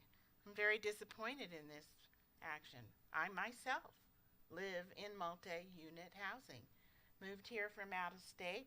My husband and I are retired, and we love our place. It's lovely. It's a townhouse. But had we not bought 5 years ago, we would have been priced out. Being retired, we would not have been able to afford the unit that we live in now. I feel like your action is short-sighted and excludes many people from owning a home and even renting. And owning a home is, of course, the American dream. This decision, in my mind, also contradicts your own strategic plan. I will be talking about priority 5, 1, and 3 of your own plan. Did you read it before you would revise the comprehensive plan? It didn't appear that way to me, and I'm not all that knowledgeable about these things. In Objective 5.1a, and I quote, your goal is to ensure that the comprehensive plan and affordable and workforce strategic plan are reflective of and responsive to the future needs of the community. And you have heard before me from your own survey about what the citizens of our Westminster believe and want. And it's your job as our counselors to make decisions based on what residents express, not just what you think is correct. So back to that, it is no secret that the price of housing is unaffordable for many young workers, teachers, healthcare workers, firefighters, police, and many more. By reducing the amount of allowed multifamily units, again, you are contradicting what your goals are in your plan. We are already struggling to get workers to fill positions, and not having affordable housing makes hiring to develop that workforce very difficult. This will also affect new businesses, as has been mentioned before, from relocating here. It is not responsive to our future needs. So let's look at some other impacts. By restricting the availability of affordable housing, you will make it extremely difficult to meet other objectives. Objective 1.2. 1.2a, focus on enhancing a culture of excellence by recruiting and engaging and retaining an exemplary workforce. Can we get the best and the brightest when the potential workforce can't afford to live where they work? They'll have other opportunities, other choices, places to go. We know we're short on teachers. We're short on policemen. We want to get the best that we can for our city, and we need to be able to provide affordable housing for them. According to your own economic 2023 profile, the median house price is $565,000. With current interest rates, it is very difficult, if not impossible, for people to live here and work. And I've talked to many people out in the community that work here, and then when I get to know them, and very few of them say that they live here. And that's a sad statement. Without a community of working age residents, it is difficult to build strong businesses, which is objective 1.3. Will strong businesses come here if there aren't homes for employees? I think we all know the answer is it's going to be hard for them to agree to come. This decision also negatively impacts strategic priority 3, shared sense of community. Inclusivity and diversity are mentioned frequently in priority 3. Unless we have a variety of housing options for different levels of income, we will not be able to build more inclusivity and diversity. We will probably become less inclusive and less diverse. And these are only a few of the objectives that I looked at that really shouted out to me about what you did. There are many more examples, including the water issue. And ma'am, your time is up. Okay, thank you for listening. Thank you. The next speaker is Amber Hott. Welcome. Thank you. Hi, my name is Amber Hott. I live on Dudley Street. To 5 of you, your vote 2 weeks ago on the 2040 Comprehensive Plan was anti-family, anti-children, and anti-seniors. By decreasing housing density and not allowing more multifamily units, you are driving up the cost of homes and rentals. No, it is not a free market issue when you, as an elected official, are making decisions that impact housing costs. Your vote will increase housing costs, making it more difficult for families to live here, making it more difficult for young people to start a life or a family of their own. When families can't afford to live here and young people can't afford to start families, it means less children, which leads to lower school enrollment, causing our neighborhood schools to be shut down and closed. That is anti-family, that is anti-children.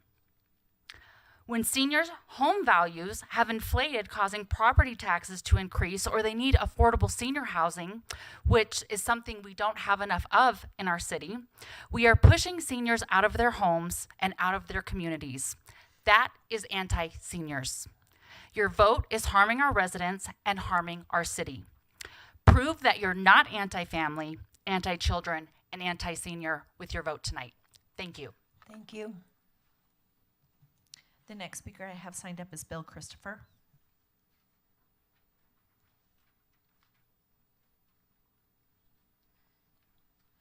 Welcome.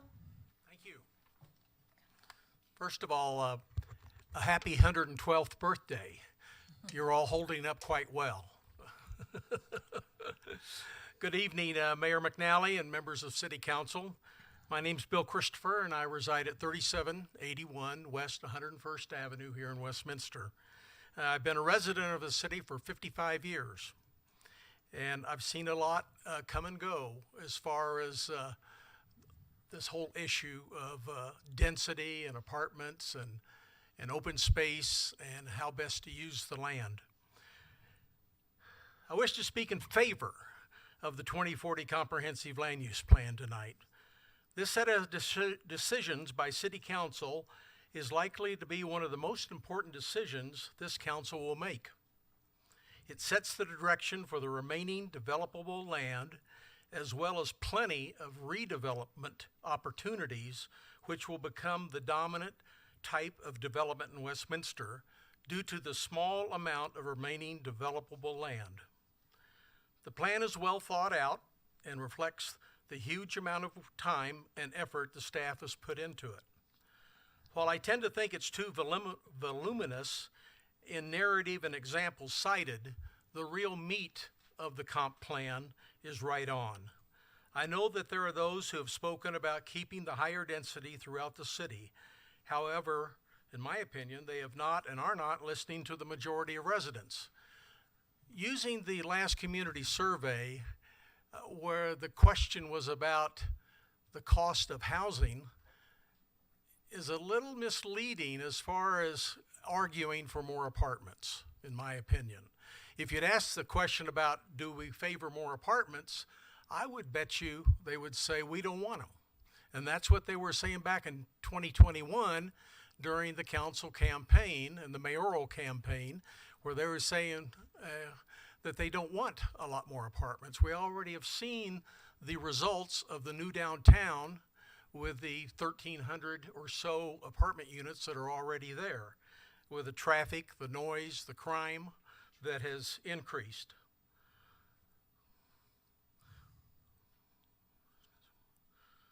Apartments consume water, which Westminster may or may not have.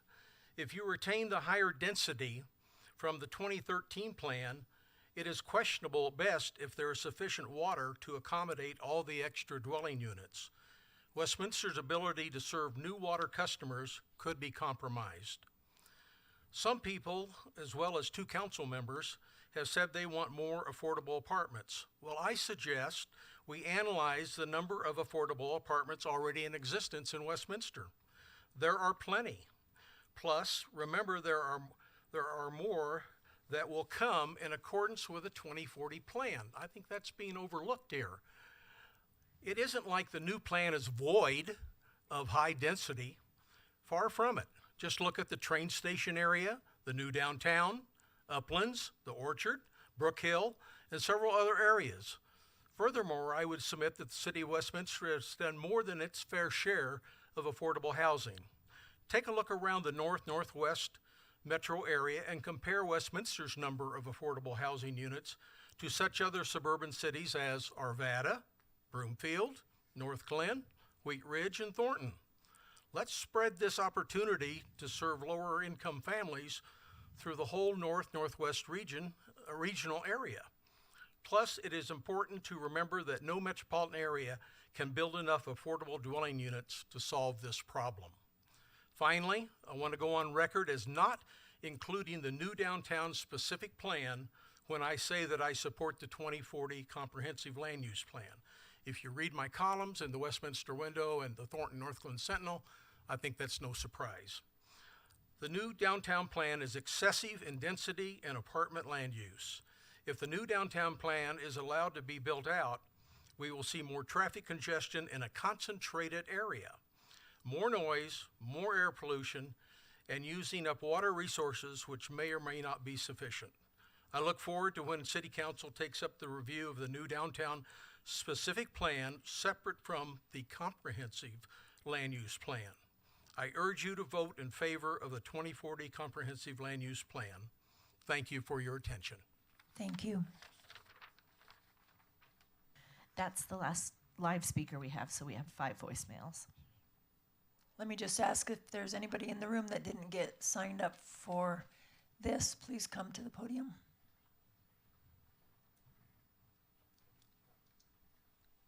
We need your name and address, please, and welcome.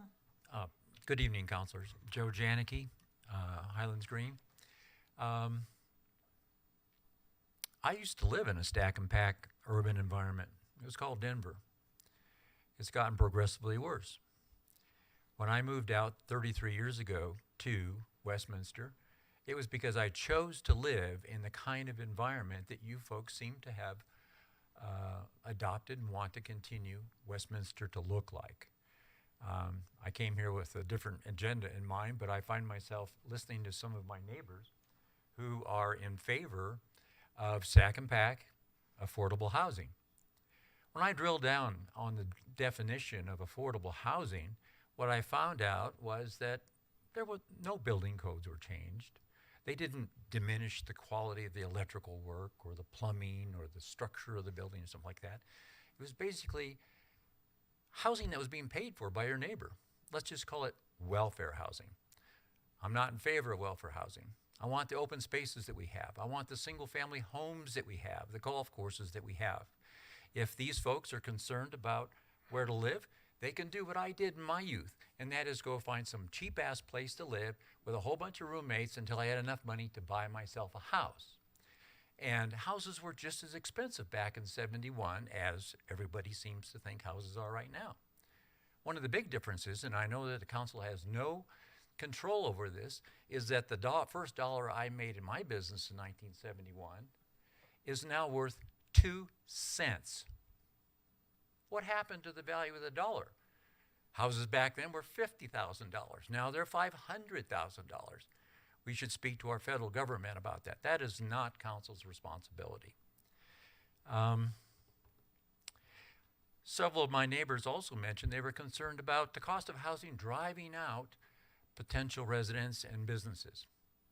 They should go visit with Adams County commissioners. They have publicly made it a statement. They intend to drive out businesses out of Adams County. Westminster is in Adams County. Something to look into. So I find myself very much in favor of your recent vote and the direction you're going in. Bravo to you guys. Stand strong. And I want Westminster to stay the way it is now. Thank you. Thank you. Welcome. Hello, thank you. My name is Brian Head. I live at 5404 West 96th Avenue. That's in the Highland Village neighborhood here in Westminster. I am here to speak in support of the comprehensive plan. This plan allows for responsible growth with some added density, but also considers the limited water resources that we have to balance with. The plan also provides the opportunity for the development of much needed workforce housing. Having the plan improved and in place helps our current businesses plan for the future and helps businesses considering a relocation to Westminster know what to expect. As one of the founding board members of the Westminster Chamber of Commerce and past chairman of the Jefferson County Business Lobby, I can tell you that that's very important to our business community. The emphasis that staff and council has put on balance shows a commitment to sustainability while also accounting for the need for additional housing and economic growth. Westminster can't begin the code code forward, as I understand it, without passing this comprehensive plan first. Code forward will update a decidedly outdated city code and allow for vital missing middle and workforce housing, as well as reduced compulsory lawn sizes and many other landscaping standards that are currently in place in order to save water. My understanding is this comp plan will also reduce the requirement for ground floor retail on multi-story buildings in mixed-use districts. That's been relatively unpopular, also creates retail space that is difficult to fill. I'll close. It's interesting to me that some of the opponents to this, or some of the voices now calling for more density or increased affordable housing, have opposed recent votes on developments that would provide just that. So I would ask that you vote yes on the proposed comprehensive plan update. Thank you. Thank you. We're ready for the voicemails.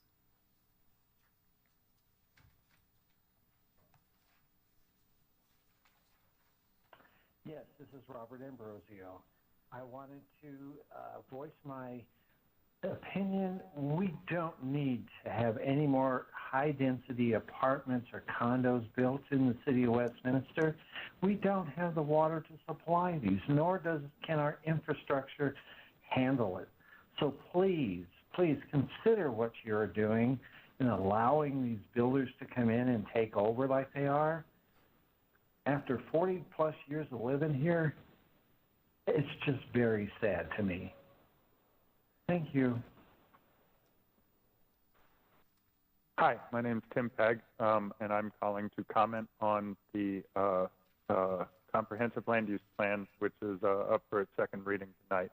My first comments are on what the mayor said during the last meeting about promoting home ownership. If we have high rents, it is harder for people to save up for down payments. So we should promote higher density on that front, make it easier for people to save up to buy a home. There were also several comments framing higher density as a handout, but I have a question. When has market rate housing ever been a handout? When have we ever framed the free market as giving people handouts? It's very confusing. Additionally, the mayor's comment about TODs are where we should put stuff. Yes, and we should allow our scarce water resources to be used for more people where the housing market will likely produce more with less restriction in and near the TODs. Thanks for your time. Bye. Hello, Mayor, Mayor Pro Tem, and City Council. My name is David Carpenter, 10762 Ross Court here in Westminster. I'm a member of the Planning Commission and the Westminster Chamber of Commerce. Today, however, I'm speaking as a private citizen of Westminster and not a representative of either organization. I'm calling to speak in favor of the 2040 comprehensive plan that passed first reading on March 14th. Let me start by saying that ceteris paribus, a landowner should be able to do what he or she wants with his or her property. That said, we also live in a world with limited resources and laws that require the city to provide services to property within our boundaries. Therefore, we need this comprehensive plan. This is a proactive plan. It gives certainty to our community about future land uses while appropriately balancing our resources. It provides a framework for our developer communities as they plan for future projects. Giving our developers this certainty makes Westminster a more attractive place to develop and redevelop. This plan much more closely matches our available water supply, currently at 400 acre-feet over our potential supply versus the previous iteration, which was more than 1,000 acre-feet over our supply.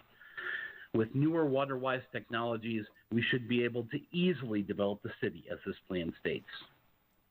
This plan contemplates the upcoming study and implementation of design guidelines for auxiliary dwelling units, or potentially tiny houses or other alternative dwelling possibilities. This plan balances the market's desire for density with the available water resources. Conversions from our retail commercial sites into our focus areas, or even conversions from our current single-family residential areas to high-density multifamily, require a greater use of our water supply. It doesn't matter how densely we build if we don't have the water to serve that density. This plan promotes the need for community connections, not only prioritizing our roadways, but our community sidewalk and trail connections, even bike lanes, though expansion of those should be strategic and not reduce existing traffic lanes. Again, this plan is a framework and doesn't preclude this or future councils from looking at ways to expand our water supply through purchase of additional water rights if they're available, or joining statewide efforts to create more of these water rights through creation of additional storage, though this process is expensive and can take years, and it's also potentially controversial due to environmental concerns. We will have to monitor future projects or requests for land use changes based on the effect on our water supply. We'll also need to monitor efforts at our state capital that ostensibly want to make housing cheaper while they just add administrative and regulatory burdens and extra liability that will only exacerbate the affordability problem. We need to keep the historic heart of Westminster front and center in our policy commitments as we focus on the quality of life in the entire city, not just plan-specific focus areas. We need to work with HOAs and others who may wish to change out their landscaping for more drought-resistant options. The fee-free ODP amendments for landscaping revisions that this council directed is a good start. In conclusion, I thank the staff for its hard work on this proactive plan that balances our resources with our land use.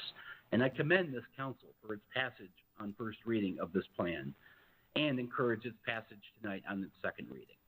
Thank you for your service and your time. Have a great day. Goodbye. William R. Carney, Ardeen Hahn Interest, 104th and Sheridan. Tonight, there's scheduled to be a second reading of the ordinance approving the 2040 Comprehensive Plan. I am asking council make the following correction. The RDHI property at the southwest corner of 104th and Sheridan is shown on the revised comp plan as residential low density. Last year, the City Council approved the comp plan change to medium density. This oversight was raised in plenty of time to make the color-coded change, but the second reading's attachments indicate it still has not been done. We don't want to be caught in a catch-22 with a newly adopted comp plan. With this error would make the site low-density residential, which I'm sure is not your intention. Thank you very much.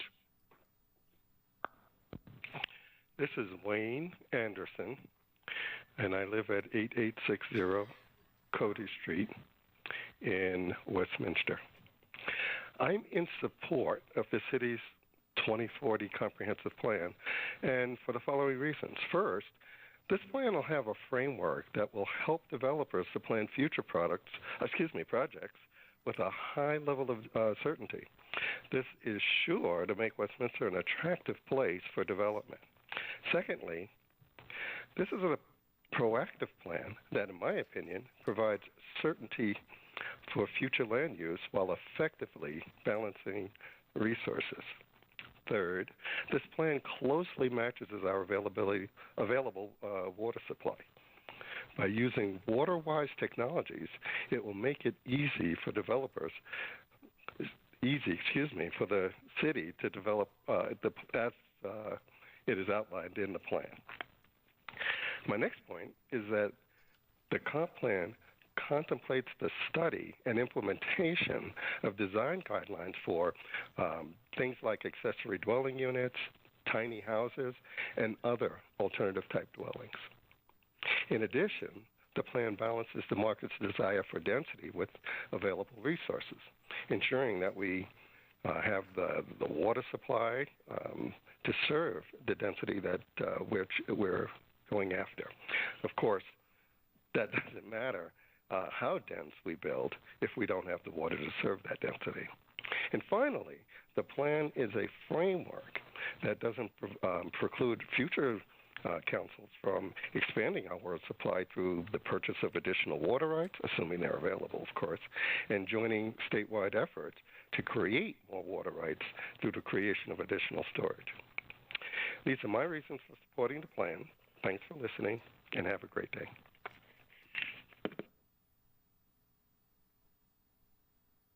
That concludes our comments. Thank you. That brings us to City Manager's report. Good evening, Mayor, Mayor Pro Tem, councilors. I've got some slides here we're going to run through. So if we could go to the first slide. For all those that are in attendance this evening and maybe watching this meeting, wanted to make sure that you're aware that we do this every council meeting just to keep the community informed. But first of all, city update. And so the city will be hosting an ice cream social open house for historic Westminster residents at the Irving Street Park and the Swim and Fitness Center on April 6th from 4 to 6 p.m. We encourage folks to come out because the city team will share plans to renovate Irving Street Playground and pending temporary closure of the Swim and Fitness Center for some improvements, as well as some information about city aquatic and trapeze programs that will be conducted on site this summer. Of note, the Wild Wagon and Park and Play trailers will be present at the event. Item number 2 is our Parks, Recreation, and Libraries department. They're developing the Westminster Hills Open Space Area Management Plan. We hope to finish that this fall. A website with information on the project outline, its history, and the ecological issues to keep the community members informed, and that implementation can be found on our city's website. So I encourage you to check that out. Next slide, please. Some Westy wins. City Park Rangers and volunteers collaborated with about 30 Keep Nature Wild Colorado members to clean up 1,066 pounds of trash along Little Dry Creek near England Park. Keep Nature Wild Colorado team members pick up 1 pound of waste for every apparel product the company sells. And so over the history of that company, their representatives have picked up more than 850,000 pounds of trash. So quite impressive, and a great effort to clean up a portion of Little Dry Creek. Next bullet on there is the Westminster Elks Club recognized Westminster firefighters Tony DiTiero and Courtney Van Martyr as firefighters of the year for 2020 and 2022. So congratulations to those firefighters.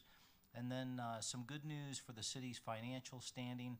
Fitch Ratings maintains city bonds of AA+ credit rating for the city, and this rating agency rates the viability of investments relative to the likelihood of default. The agency reaffirmed the city's water and wastewater utility enterprise revenue bonds at that double capital A+ rating. So good news story for the city in that regard. Next slide, please. Some things for everybody to know. The Environmental Advisory Board meeting will be this Wednesday, March 29th, 6:30 to 8 p.m. here at City Hall in the CMO conference room, and City Council study session next Monday night, April 3rd, 6:30 here in Chambers. The other thing that before we go to the contact us, I would just share some good news for the council. So you all know, and for the community, but certainly for the council, I've just surpassed my 5 months here as the city's city manager, and for these past 5 months, I've been living in downtown Westminster. I'm an apartment renter and have been enjoying living in this close to City Hall, although it does have some drawbacks to be this close to City Hall. But certainly enjoying the downtown, enjoying the community. But my family for the past 5 months have been back in Wisconsin. And so last Tuesday I took off to Wisconsin, went back to Janesville, packed up what was remaining in the house because most of it was on a truck heading this direction. Still hasn't made it 10 days later. That's a little concerning. But at any rate, moved the family out here Friday and Saturday. Arrived up at the family's house because, again, I have to live in the city as a part of the city charter. So I'll continue to honor that requirement. But the family's going to live up in the Loveland area in a place that meets the family's needs. And so glad to have them in Colorado. Very, very excited to have them participate and join, and then to introduce them to the Westminster community. My granddaughter, we're a multifamily generation, so wife, adult daughter, 10-year-old granddaughter. She went to 5th grade this morning at Emmanuel Lutheran School and had a emotional start to the day, lots of tears as she started a new school, but at the end of the day, things seem to have worked out, so she was okay. We'll see how that plays out over the course of the week, but I'm very, very excited to have them here as opposed to 1,000 miles away, and very, very excited about connecting them with our wonderful Westminster community. And so just wanted to share that with the council and the community. Thank you. Last thing, contact us. So as always, we want to be accessible. We certainly want to be responsive, transparent, and accountable in all that we do. If you have questions, you want to contact us, I provide my phone number every single week here, so it's 303-658-2006. Please give me a call. Happy to answer your questions. You can send me an email. That's my email address. I do respond. Some people in the audience tonight I've responded to, and they've commented back, wow, isn't it nice that the city manager responds back to me? And so it does work, and I encourage you to reach out and talk to me. You can always follow us on Twitter. You can like us on Facebook. Check us out on Instagram, or you can ring our bell at next door. But as always, we're here to be responsive to you, and so please reach out. Pending any questions, that's all I have this evening. Any questions from council? I see none. That brings us to city council comments. Anyone? Councilor Baker? I generally go first if anyone else wants to go before me. That's okay.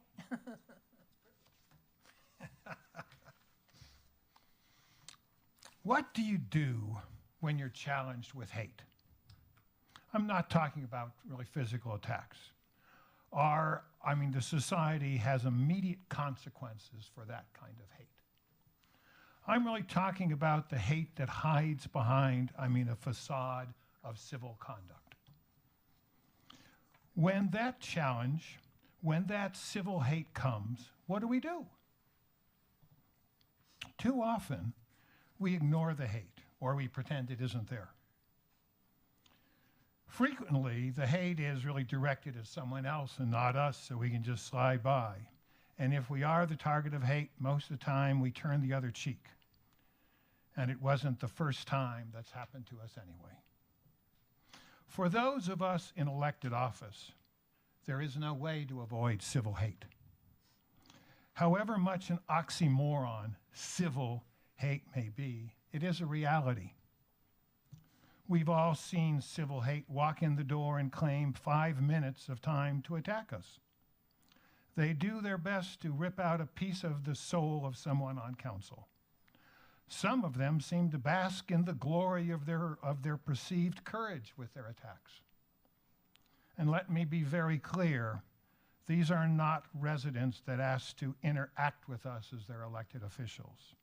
These are not people coming to point out ways for, the city to improve or want to share something vital and important in their lives with us, or to appeal to us for help, or to inform us of information they do not believe we know. Civil hate walks into our meeting. It has no interest in speaking with council members. It has no appreciation for different points of view. It has no curiosity. It has no tolerance for, diversity of opinion. It has no interest in finding a way to benefit, the majority. It has no respect for self-governments. Civil hate is there to harm.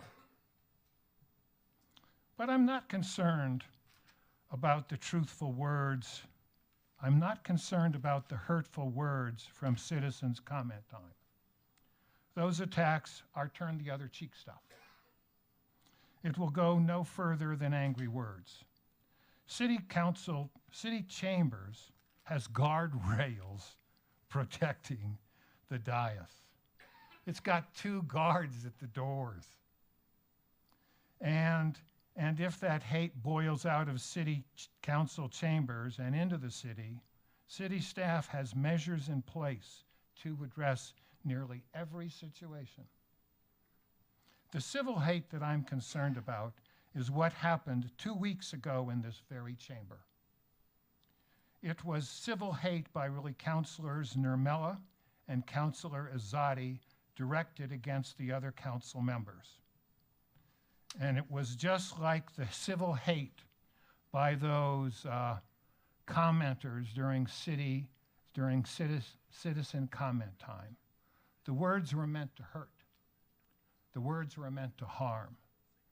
There was no beneficial purpose whatsoever in those words.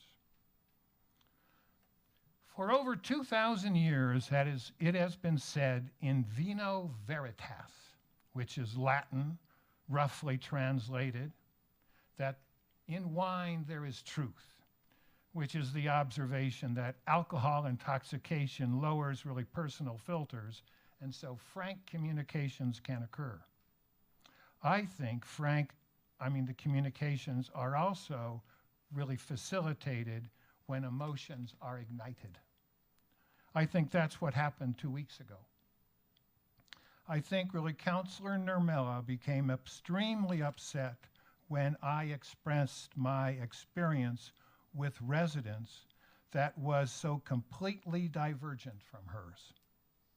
I think she was offended when I did not hold the same evaluation of the meaningfulness of recommendations from, the professional planner associations that she does. But most inflammatory of all was my respect for and belief in the free market.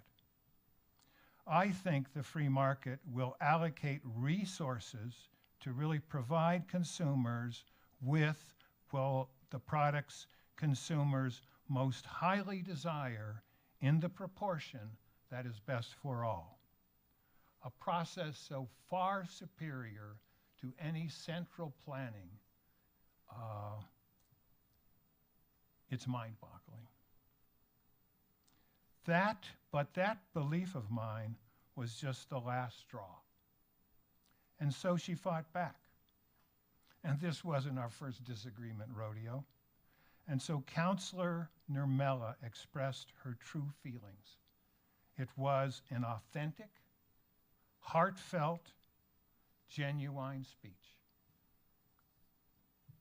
I do not know if really Councillor Nurmela truly hates me or my beliefs or both.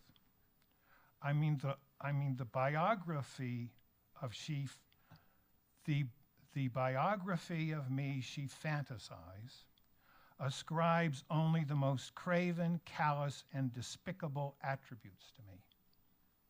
I wonder if I would be given any place to exist at all within her worldview. And then there was Councillor Izadi piled on really condemning members of council that were in favor of the new comprehensive plan as irresponsible and entitled. Perhaps in his eagerness to really support Councillor Nurmela, he did not notice the irony of his confession that he hears resistance to apartments and multifamily a lot. Well, the hurtfulness of the attacks compelled two of the members of this council to immediately rise in defense. They rose to really defend themselves, to really defend the council of the majority, and to defend the residents of Westminster that held a view different from the expert, all-knowing government planners from various levels of government hierarchies. For me, though, there was an even worse dimension to that evening. In her truth-telling, Councillor Nurmela assumed, the virtuous cloak of defender of the downtrodden all over the planet? Oh my. If she was not so enchanted by her fantasy world of shiny, walkable cities with inexpensive houses for everyone, she might have remembered a real situation that took place just a little more than 2 years ago, right here in Westminster. A little over 2 years ago, over 6,000 residents attempted to claim their constitutional rights to recall elected officials. The city of Westminster wasn't having any of that, though, or I should be more precise and say the city council wasn't having any of that, because a majority of council was being recalled. And so they used their power to find some way to reject the recall petitions. They found a scapegoat, the city clerk, an employee completely dependent on her great job on the whim of the city manager, whose job was completely dependent on the majority of city council. She knew what to do. Though she was not a lawyer, she made legal decisions and formed legal theories to really reject the recall petitions. Rejecting the petitions didn't cost her a dime. And if by some miracle the petitioners found the money to appeal to district court, that would not cost her a dime either. The only way for her to lose was to find the petitions valid. Surprise, though, the petitioners raised the money needed to appeal. The district court found the legal theories of the clerk in error. She was really directed to count the signatures on the petitions. So my question to Councillor Nurmela, to the defender of the downtrodden on the planet, where were you when these 6,000 Westminster residents were being downtrodden? What help did you give? I do not expect my words tonight to begin any process of healing, especially those last few. But 10,000 words will not ameliorate the anger of my fellow councilors. I do not expect to have any effect on hate or their hearts. I have such low I have such low expectation of changing hearts because I have repeatedly tried with other issues important to Westminster to change hearts, though experience has taught me that it takes an exceptional, humble, and forgiving person to act on a request from me. I have not had a lot of luck with those requests, though I am thrilled about having no new dog licenses. So what is the point of my comment tonight? I see council as far more than a stepping stone for some really political advancement or an ego trip for old-timers. I see council as each and every member voluntarily accepting the duty to safeguard the resources that Westminster owns and to be stewards to make prudent choices about our future. I agree with the wisdom of our founders, sort of appropriate on our anniversary night, that a council form of government has a better chance of accomplishing that mission. But the value of council can only be achieved if the members respect each other and are willing to meaningfully interact with their colleagues.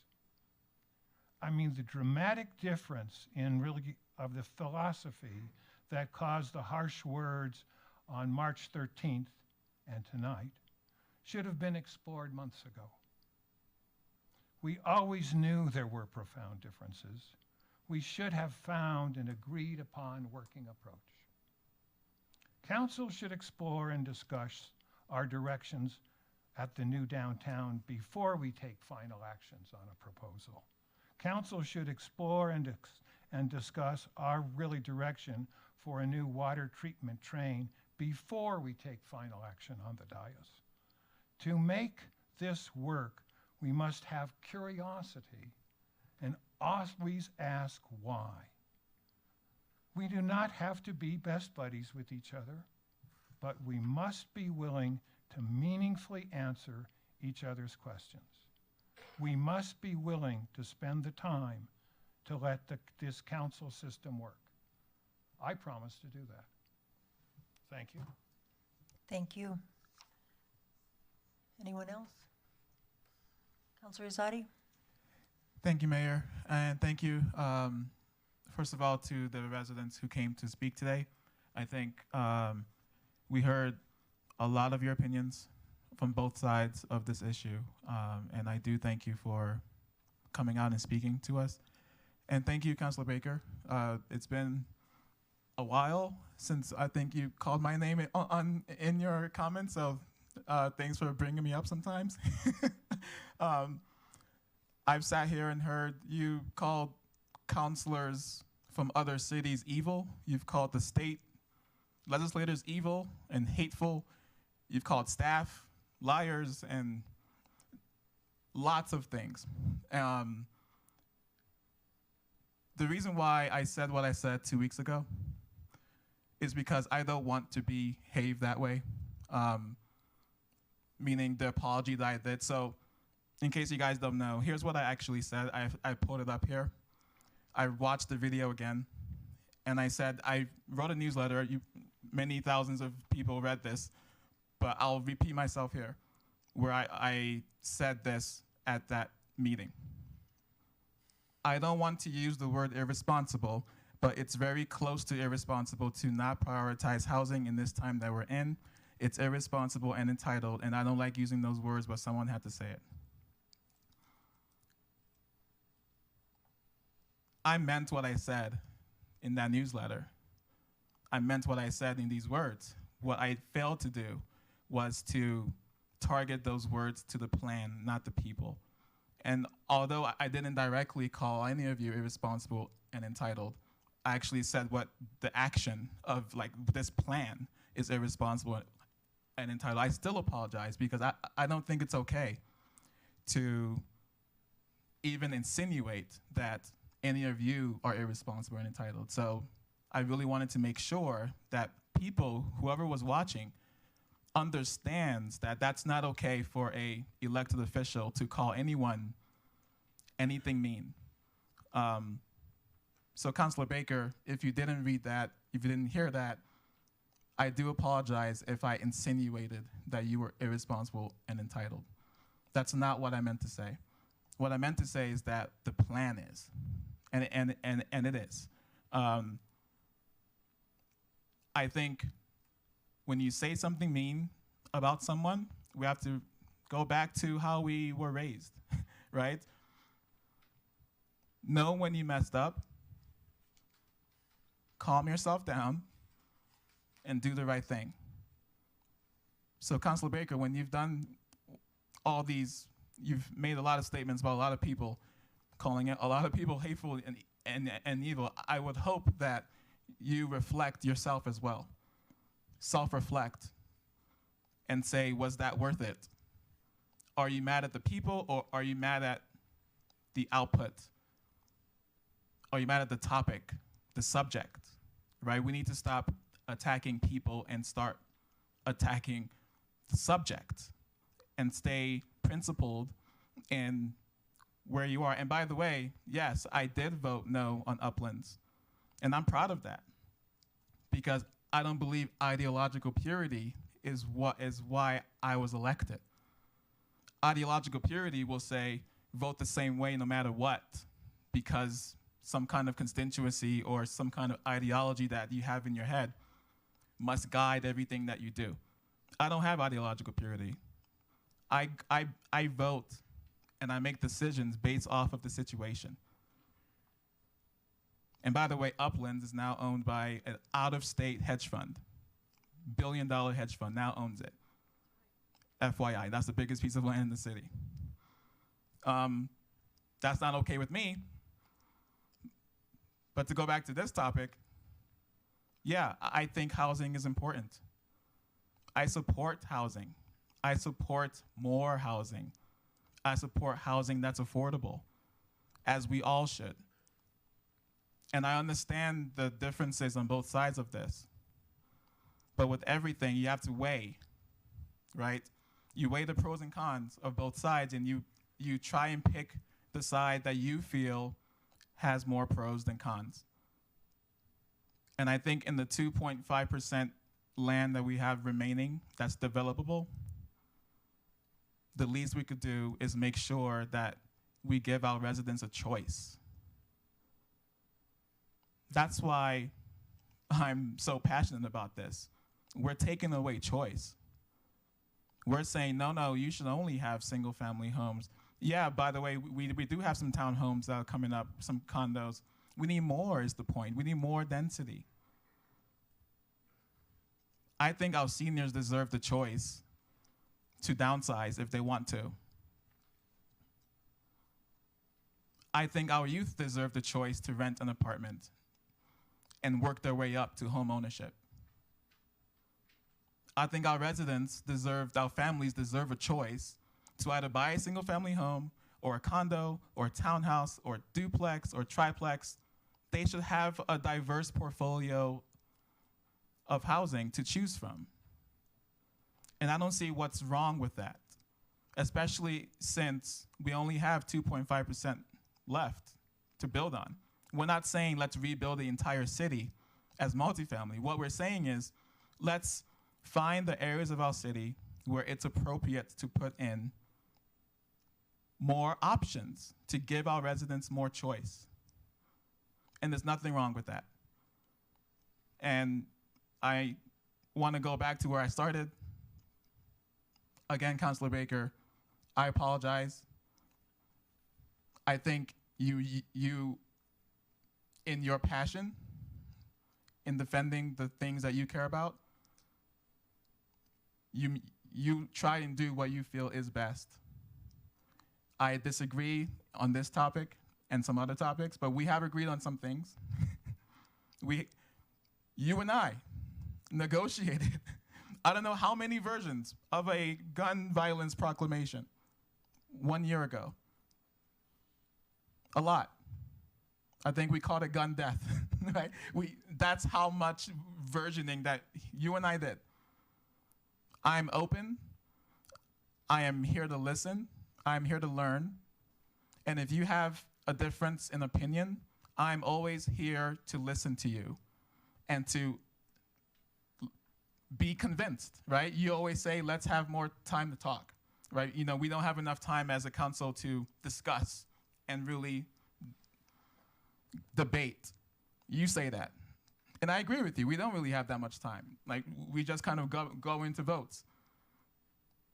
I think there are opportunities that you and I can speak, and we can avoid the vitriol, and we can avoid the emotion, and we can just get down to what are you trying to do? What's the logic behind? What's the data? What's the science say? What do the experts say? And I'll tell you my side, and then we see if there's a way we can compromise and come to some kind of agreement. If we do that more often, maybe the people will have less vitriol, will hear less from us, less of this attacking.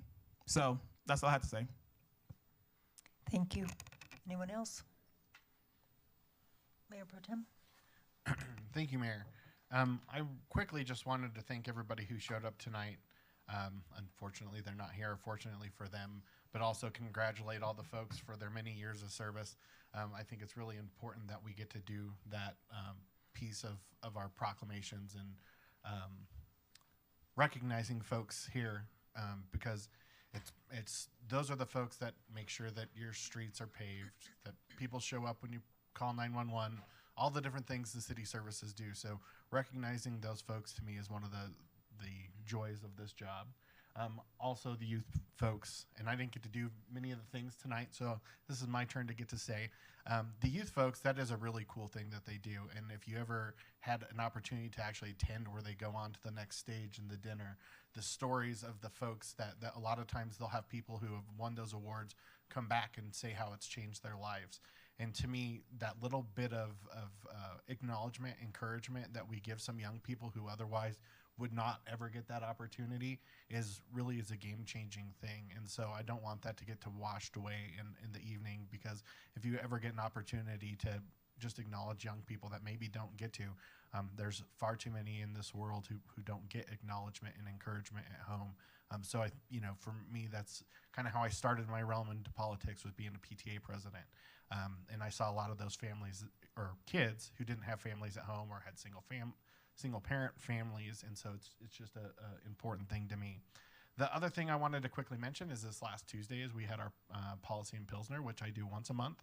It is the third Tuesday of every month from 6:30 to 8:30 at Kokopilli Beer Company. That's an opportunity for you to come and have a two-way conversation with me and sometimes other council members. The mayor was there, took very good notes. I plan on getting the findings from her notes that she gave to council with some different information from staff about the things that we heard talked about last Tuesday. I'm going to put that out in my newsletter. If you're interested and you don't get my newsletter, feel free to contact me and I'd be happy to provide those notes with you. It was a great meeting. I think we had about 15, 16 people. About as much of a split about the comp plan. I won't go into the comments about that because we'll have an opportunity when we vote on that later. But it was a great opportunity, and that is a good opportunity if you want to talk to me specifically about my views. We have definitely a diverse amount of thought. And I wanted to really point that out because I think one thing that gets lost a lot of times in these meetings is you have a right to come here and say whatever you want. And some people might get offended by what you say. And as long as you're not physically taking somebody else's right, I will stick up for that right, even if that is directed at me, and sometimes it is. But that is part of a free society. And I think the fact that you come here and practice that, I think that needs to be acknowledged because in this country, we need to make sure that we retain that ability to speak our mind, no matter if that does offend people. Sometimes, the world's a hard place, and truth, or what you see as the truth, might offend somebody else because they might not see it the same way. So I appreciate the folks that came out tonight. I appreciate the folks that come out to my Policy in Pilsner. Hopefully, if you haven't joined us before, or you have, the next one is going to be on April 18th, so I hope I see you there. And again, thanks, Mayor, for taking good notes so that we can provide some feedback back to the things that you asked us about last Tuesday. Anyone else? I just want to say to Ms. Clavity, I serve on the Urban Drainage Board, and your questions about the wildlife and how do they fit all of that into what they do, I have never heard them talk about that, but I'm happy to ask that question this coming month when we have that meeting I think it's the 19th or 20th. So I will ask that and return with an answer. Seeing no other questions, I have had a request before we start everything for a quick break. So 5-minute break.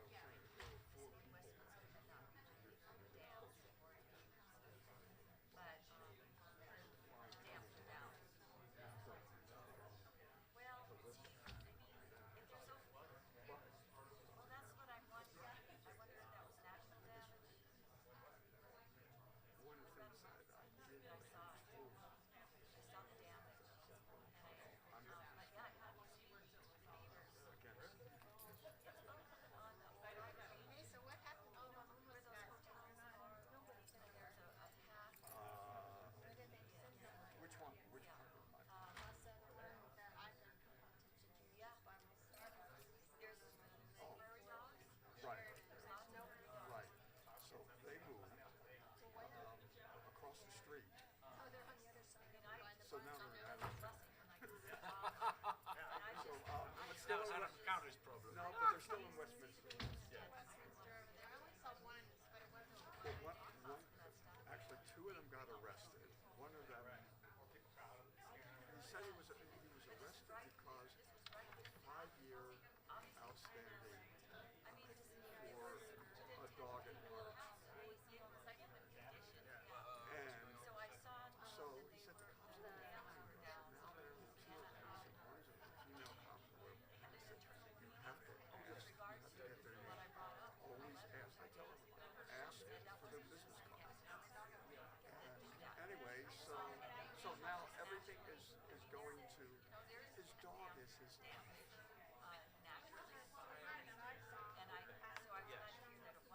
A pit bull. Did you see the dog?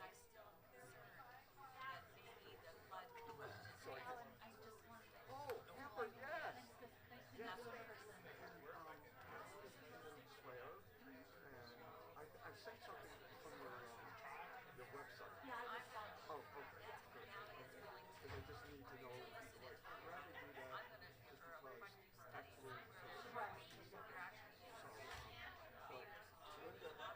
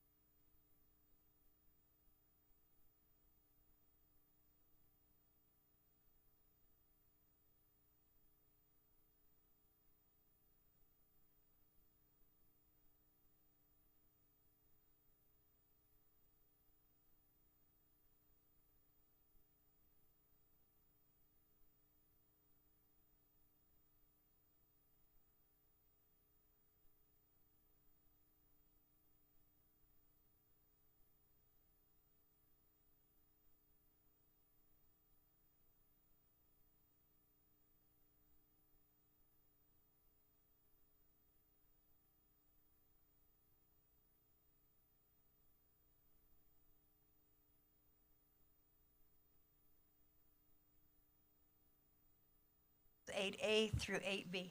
Mayor Pro Tem? Thank you, Mayor. I move to adopt, where's it at? Adopt consent agenda items 8A through 8B.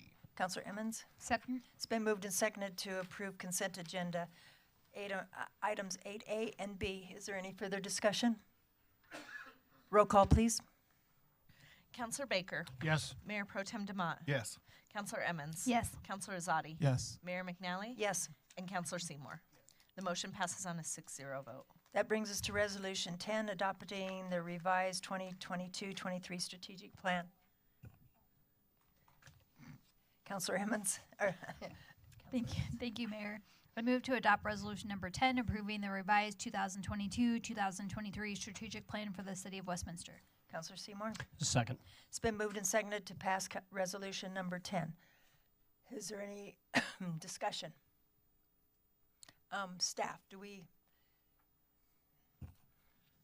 Mayor Pro Tem, councilors, we're certainly prepared to answer any questions that the council have. What we've shared with you are the adjustments or amendments that were proposed back when we did the study session on January 30th. And so we've incorporated those. If there are changes that you'd like to see made based upon any of those or any tweaks, we're happy to address those. Assistant to the city manager, Cody Erb, is out here in the audience. She's prepared to, talk through any of those that you'd like to. Otherwise, would recommend that you adopt it as written. So, Anyone have any comments, Mayor Pro Tem? Yeah, thank you. Trying to find it here. I know I had sent one in to staff specifically around the goal with food, and it had talked about growing home. I think it's 41B or 14B. And so I just wanted to make sure that we're not excluding some of the other opportunities to go after food options because, growing home has a specific niche of group of people that they deal with, but we have groups like Tri-City who have served. I mean, they're a lot more wide of a net as far as who they serve, and I know this last time it was over 1,000 families, I believe, that I heard that they served. 1,500. So I want to make sure that we are looking at supporting those partners on top of growing home was really what I was after, and it might be wide enough of a net in the goal to do that, but I wanted to make sure that we address it so that that is what we're doing. Thank you, Mayor Pro Tem. Economic Development Director Lindsay Kimball is here to make sure that I'm giving the right feedback. We did suggest that we could reword that KPI, which you can see on the screen here, to read work with nonprofit partners to identify additional strategies to address food access, such as exploring resident-owned food co-op by the end of Q3 2023. So we could just adjust the language in that item so it's not specific to growing home, if that would be agreeable. Yeah, that would certainly address my concern. And again, it's by no means saying that we shouldn't do the work we're doing with Growing Home, because I know that we're doing great work with them. I just don't want to, miss other opportunities because I think that subject is a much wider topic than just what Growing Home is doing. And I had a question too, going along with that, since it's the same piece. I'd really like to get rid of food deserts. When you look at the city of Westminster at a 200-foot level, we have 2 grocery stores. 2. We have King Soopers at 100th and Wadsworth, and we have King Soopers at 104th and Federal. Those are the only 2 in Westminster. You have the outlying areas. If you go around Westminster, you're going to see them where they connect with, our 104th one connects with North Glen, Federal Heights across the street, and us. So the marketers of that company knew what they were doing when they set that one there. So if you're looking at the 200 level with those 2 grocery stores for the entire city, and that's because we have chosen not to look at other entities that have grocery within the store, so let's make it equal, and 2 grocery stores within the city of Westminster. When you look at where different people live, if you're way up north and there's not a grocery store until 104th and Federal, some might say there's a food desert there. So I just don't like tagging food desert because I think, number one, when you take all the filters off and see where food is accessible, plus we have the VIA ride now, so people can get there for free and ride it to and from. We have other options. I hate seeing that we're looking at for this piece, that we're looking at our nonprofits.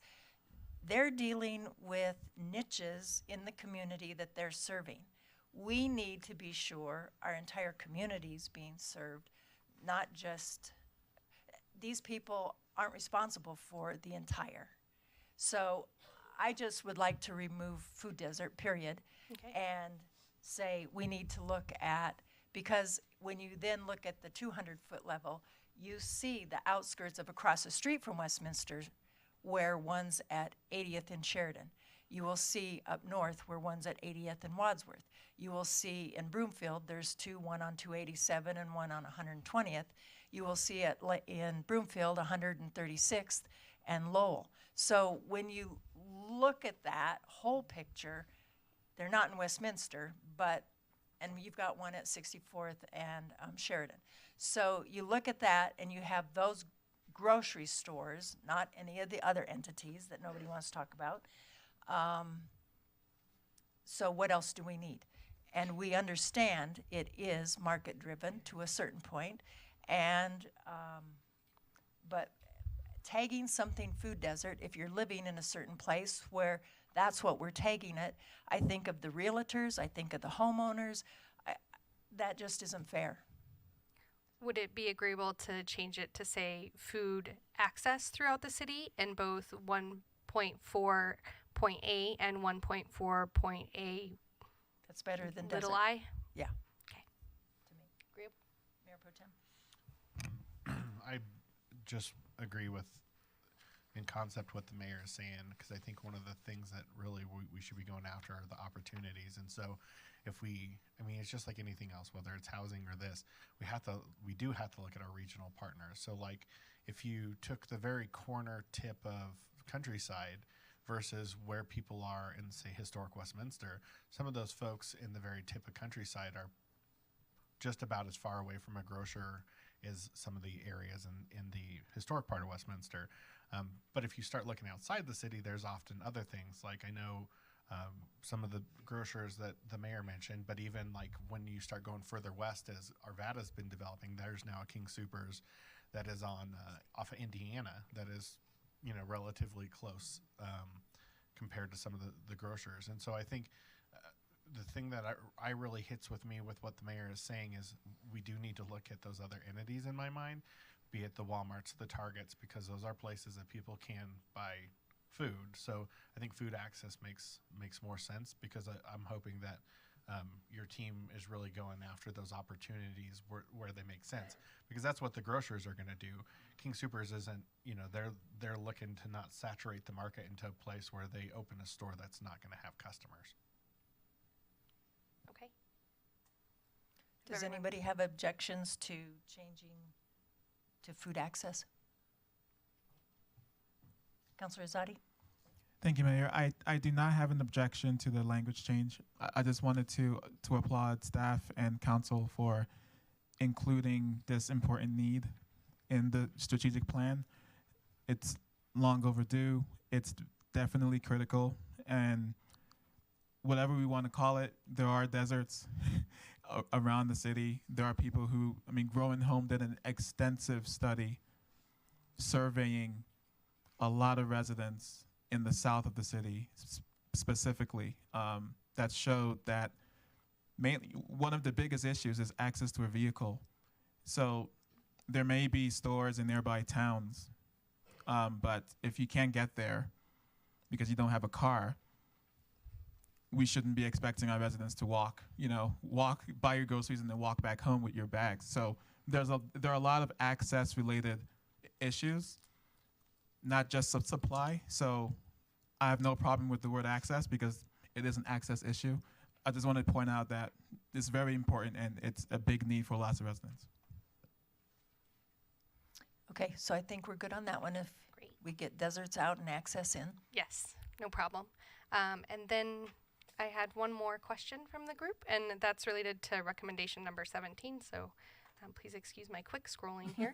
I think this is a request to revisit the language around the title of this work, which currently we're calling it the Westminster Heritage Center, but wanted to not confuse that there is Westminster Historical Society as well as a group of Westminster residents who have been advocating for an archivist, and we currently have a part-time one. So changing the language in the report out to this so that we're not calling it the Westminster Heritage Center, but something that's more representative.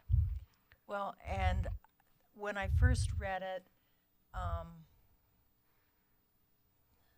because it's under council request, it sounds as if we were asking for that, and we talked about it, but I remember saying, I don't run that budget, that person does, and I have no clue what is, I know you have great plans and you have big things that are big items that you need, so you're the one that decides if it's half or full-time. I want no responsibility for that. I don't want us being in that process, because when the budget comes to me and to the rest of us, we aren't about telling anyone what they do or don't put in. But it has been, when I'm in Historic Westminster, it has been confusing. It came up at our historical board meeting. What's the Westminster Heritage Center? We had no idea. We have no clue, and it's just confusing for folks. So, thank you for bringing that to our attention. We will certainly make that edit, and I think the recommendation is that Tomas and the Parks, Recreation, Libraries team, when they go through their budget process and recommendations this year, that'll be a high priority consideration as opposed to developing a new objective or KPI. That's all right. So we can leave it at it's up to them. It's their money. Thank you. And then I would love a definitive answer. Doesn't have to be tonight, but we need something in writing what this archivist does. It's my understanding they are archiving the city government documents. The Historical Society does something different. So we just need to know that distinction so that the public understands it. And if that's not the direction they're going, we need to understand that so that we're all clear. That's all I wanted to do was clear that up and have a definition at some point in time. Thank you very much. We will absolutely make that happen. Thanks. Are there any others? Those were the only two that had outstanding questions that I received prior to this evening. I see no lights, so let's vote. Awesome. Mayor Pro Tem DeMott. Yes. Councilor Emmons. Yes. Councilor Azadi. Yes. Mayor McNally. Yes. Councilor Seymour. Yes. And Councilor Baker. Yes. The motion passes on a 6-0 vote. That brings us to resolution number 11. Councilor Seymour? Thank you, Madam Mayor. I move to adopt resolution number 11, authorizing the city manager to execute settlement participation forms for Teva, Allergan, Walmart, CVS, and Walgreens regarding the opioid litigation settlement funds. Mayor Pro Tem? Second. It's been moved and seconded to pass resolution number 11. Is there any further discussion? Councilor Emmons? I just wanted to thank staff for your work on this. I know it's been more than the time that I've been on council that you've been working on this, so 3.5+ years. Your hard work and dedication has paid off for the city and its residents, so just wanted to thank you for that. Seeing nothing else, can we have roll call, please? Councilor Emmons. Yes. Councilor Azadi. Yes. Mayor McNally. Yes. Councilor Seymour. Yes. Councilor Baker. Yes. And Mayor Pro Tem DeMott. Yes. The motion passes on a 6-0 vote. That brings us to item C1. Councilor Seymour?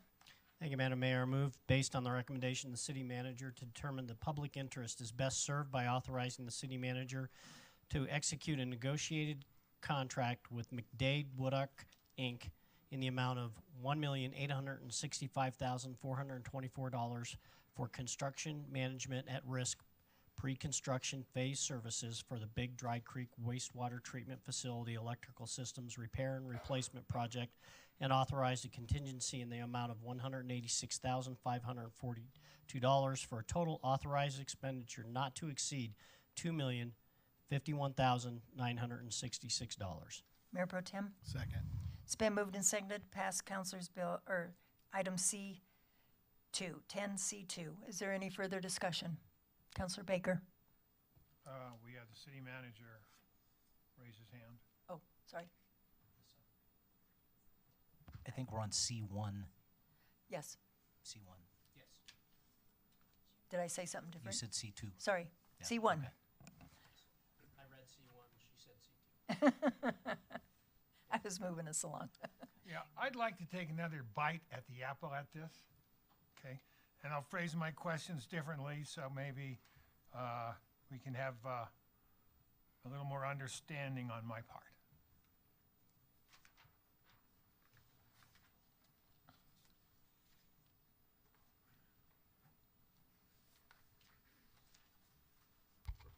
Thank you for coming again.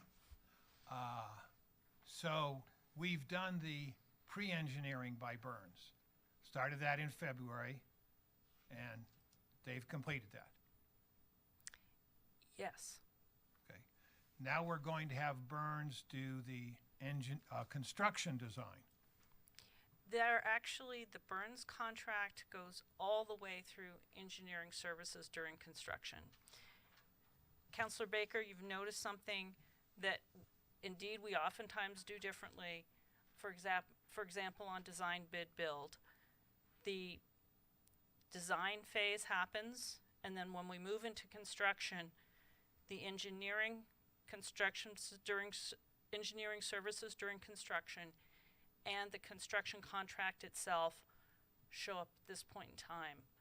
You're seeing something on this agenda memo a little differently, so that Burns & McDonnell, to the best of their ability, has predicted their engineering services all the way through the completion of construction. And what you're seeing here, we're at 30%. Here's 0%, here's 30%, here's 100%. And then what we're seeing for McDade is pre-construction services starting at 30%. But what they're doing is they're purchasing these major items. So we talked about the switchgear, and you'll see it attached to two generators, two very large generators. So Burns, to the best of their ability, we can't guarantee it'll land there, but has gone all the way to the 100%. The contractor has not. They're pre-construction only.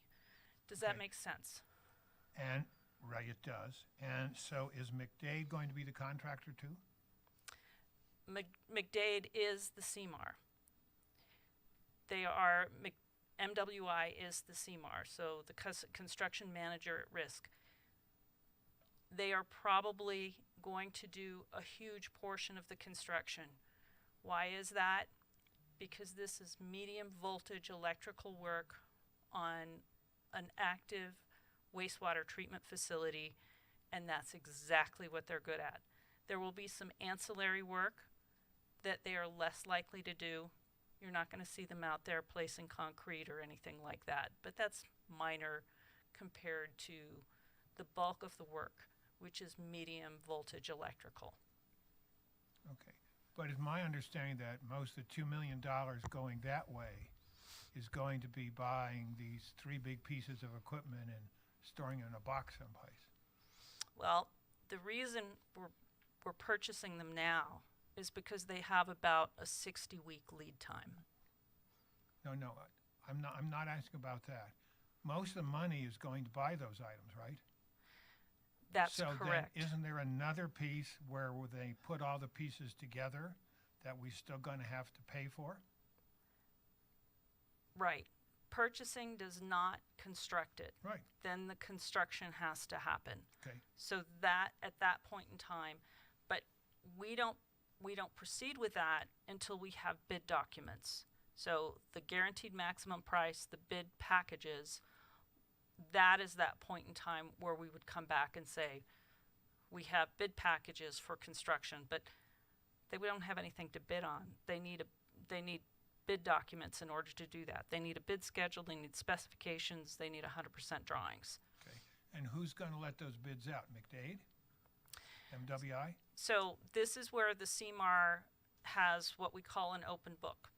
So what they're charging for their markup, what they're charging for change orders, and then the actual cost. The owner and the engineer get to inspect and scrutinize. And if their cost is competitive, they can do the work. If it's determined that it is not competitive, that is when we would insist it go out to bid to other contractors. Okay. So we know, though, that there's a big chunk of money still to be spent beyond what we've already paid Burns, what we're paying Burns now, and what we're paying MWI. There's still a big chunk of money to be spent. Between purchasing those things and getting, and it's not just those things, there are other things that need to be done. That work has to be done, and indeed the city has to pay for that work. That is correct. Okay. So do we have an idea of that, and can you share that with us, or is that secret information because we don't want to give our hand away on what we think it'll cost, or? We have a cost estimate from the engineer that we do have. We Okay, have and is an that opinion of confidential or probable not? cost. And is that confidential? Um, I'm just trying to figure out how much more money we're going to have to spend we don't, after the $3 million here and whatever we spend in February. oh, what the entire project costs? Yeah. Our budget for it, we believe, covers the cost of the project. And I believe it's between $5 and $6 million. So we have about $3 million more dollars to go. That is Roughly. correct. Okay, thank you. See no more questions. I will ask for a vote for item 10C1. Councillor Azadi. Yes. Mayor McNally. Yes. Councillor Seymour. Yes. Councillor Baker. Yes. Mayor Pro Tem Demott. Yes. And Councillor Emmons. Yes. The motion passes on a 6-0 vote. That brings us to item 10C2. Councillor Seymour? Thank you, Madam Mayor. Based on the recommendations of the city manager to determine that the public interest is best served by authorizing the city manager to execute an amendment to Burns and McDonald Engineering Company, Inc., engineering design contract for construction phase services in the amount of $833,900 on the Big Dry Creek wastewater treatment facility electrical systems repair and replacement project, and authorize a contingency in the amount of $83,400 for a total authorized expenditure of $917,300, increasing the total authorized expenditure for this firm from the previously approved amount of $600,650 to an amount not to exceed $1,517,915. Mayor Pro Tem? Second. It's been moved and seconded to approve item 10C2. Is there any further discussion? Roll call, please. Mayor McNally. Yes. Councillor Seymour. Yes. Councillor Baker. Yes. Mayor Pro Tem Demott. Yes. Councillor Emmons. Yes. And Councillor Azadi. Yes. The motion passes on a 6-0 vote. That brings us to item 11A, a motion to pass Councilor's Bill number 5. Councilor Seymour.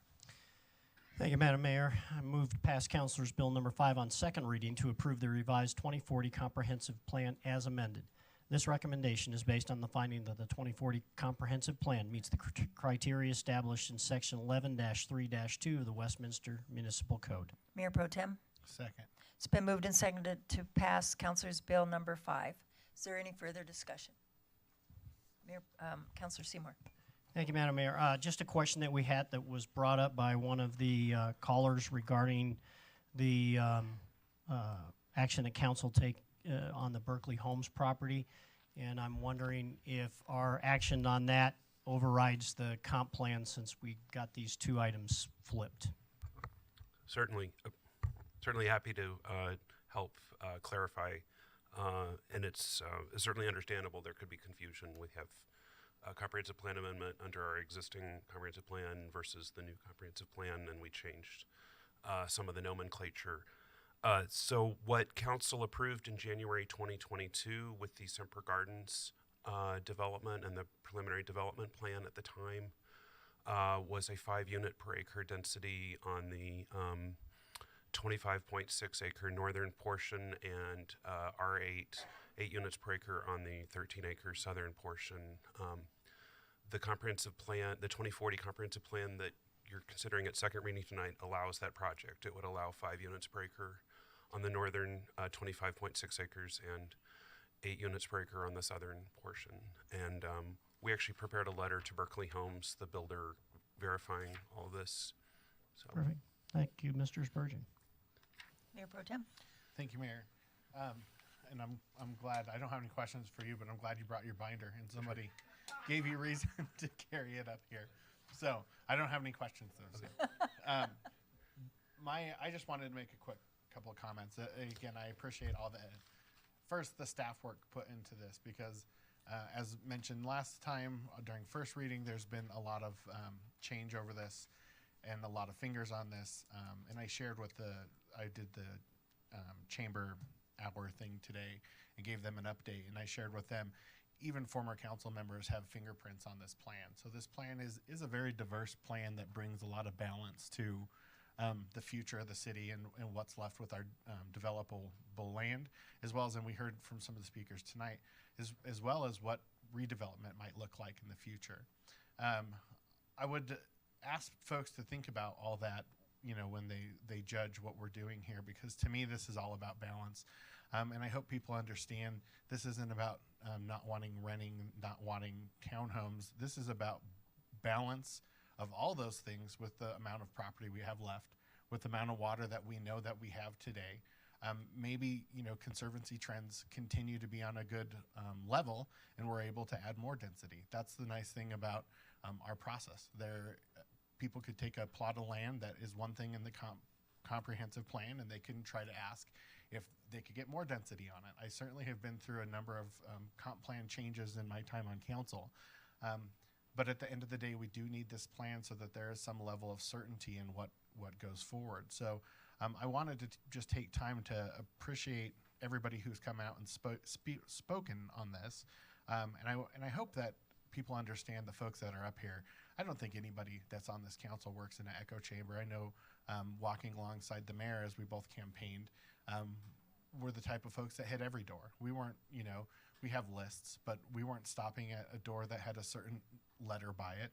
Or sometimes we would talk to folks who weren't even registered to vote, but they live here in the city, and their house happened to be the one we stopped at that didn't have a sign that said, absolutely don't knock on my door. And it does have to be pretty distinct for us not to knock on your door, because that's how politicians are.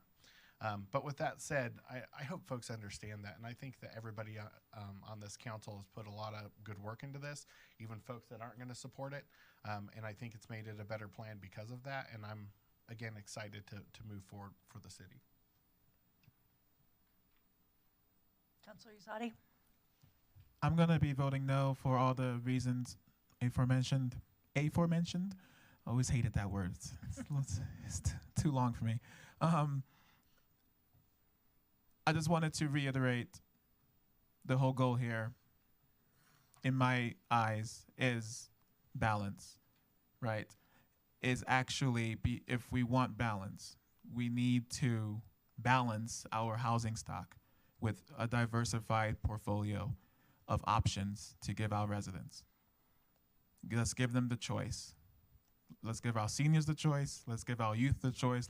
Let's give our families the choice of choosing a home according to their budget, a townhome, a condo, a duplex.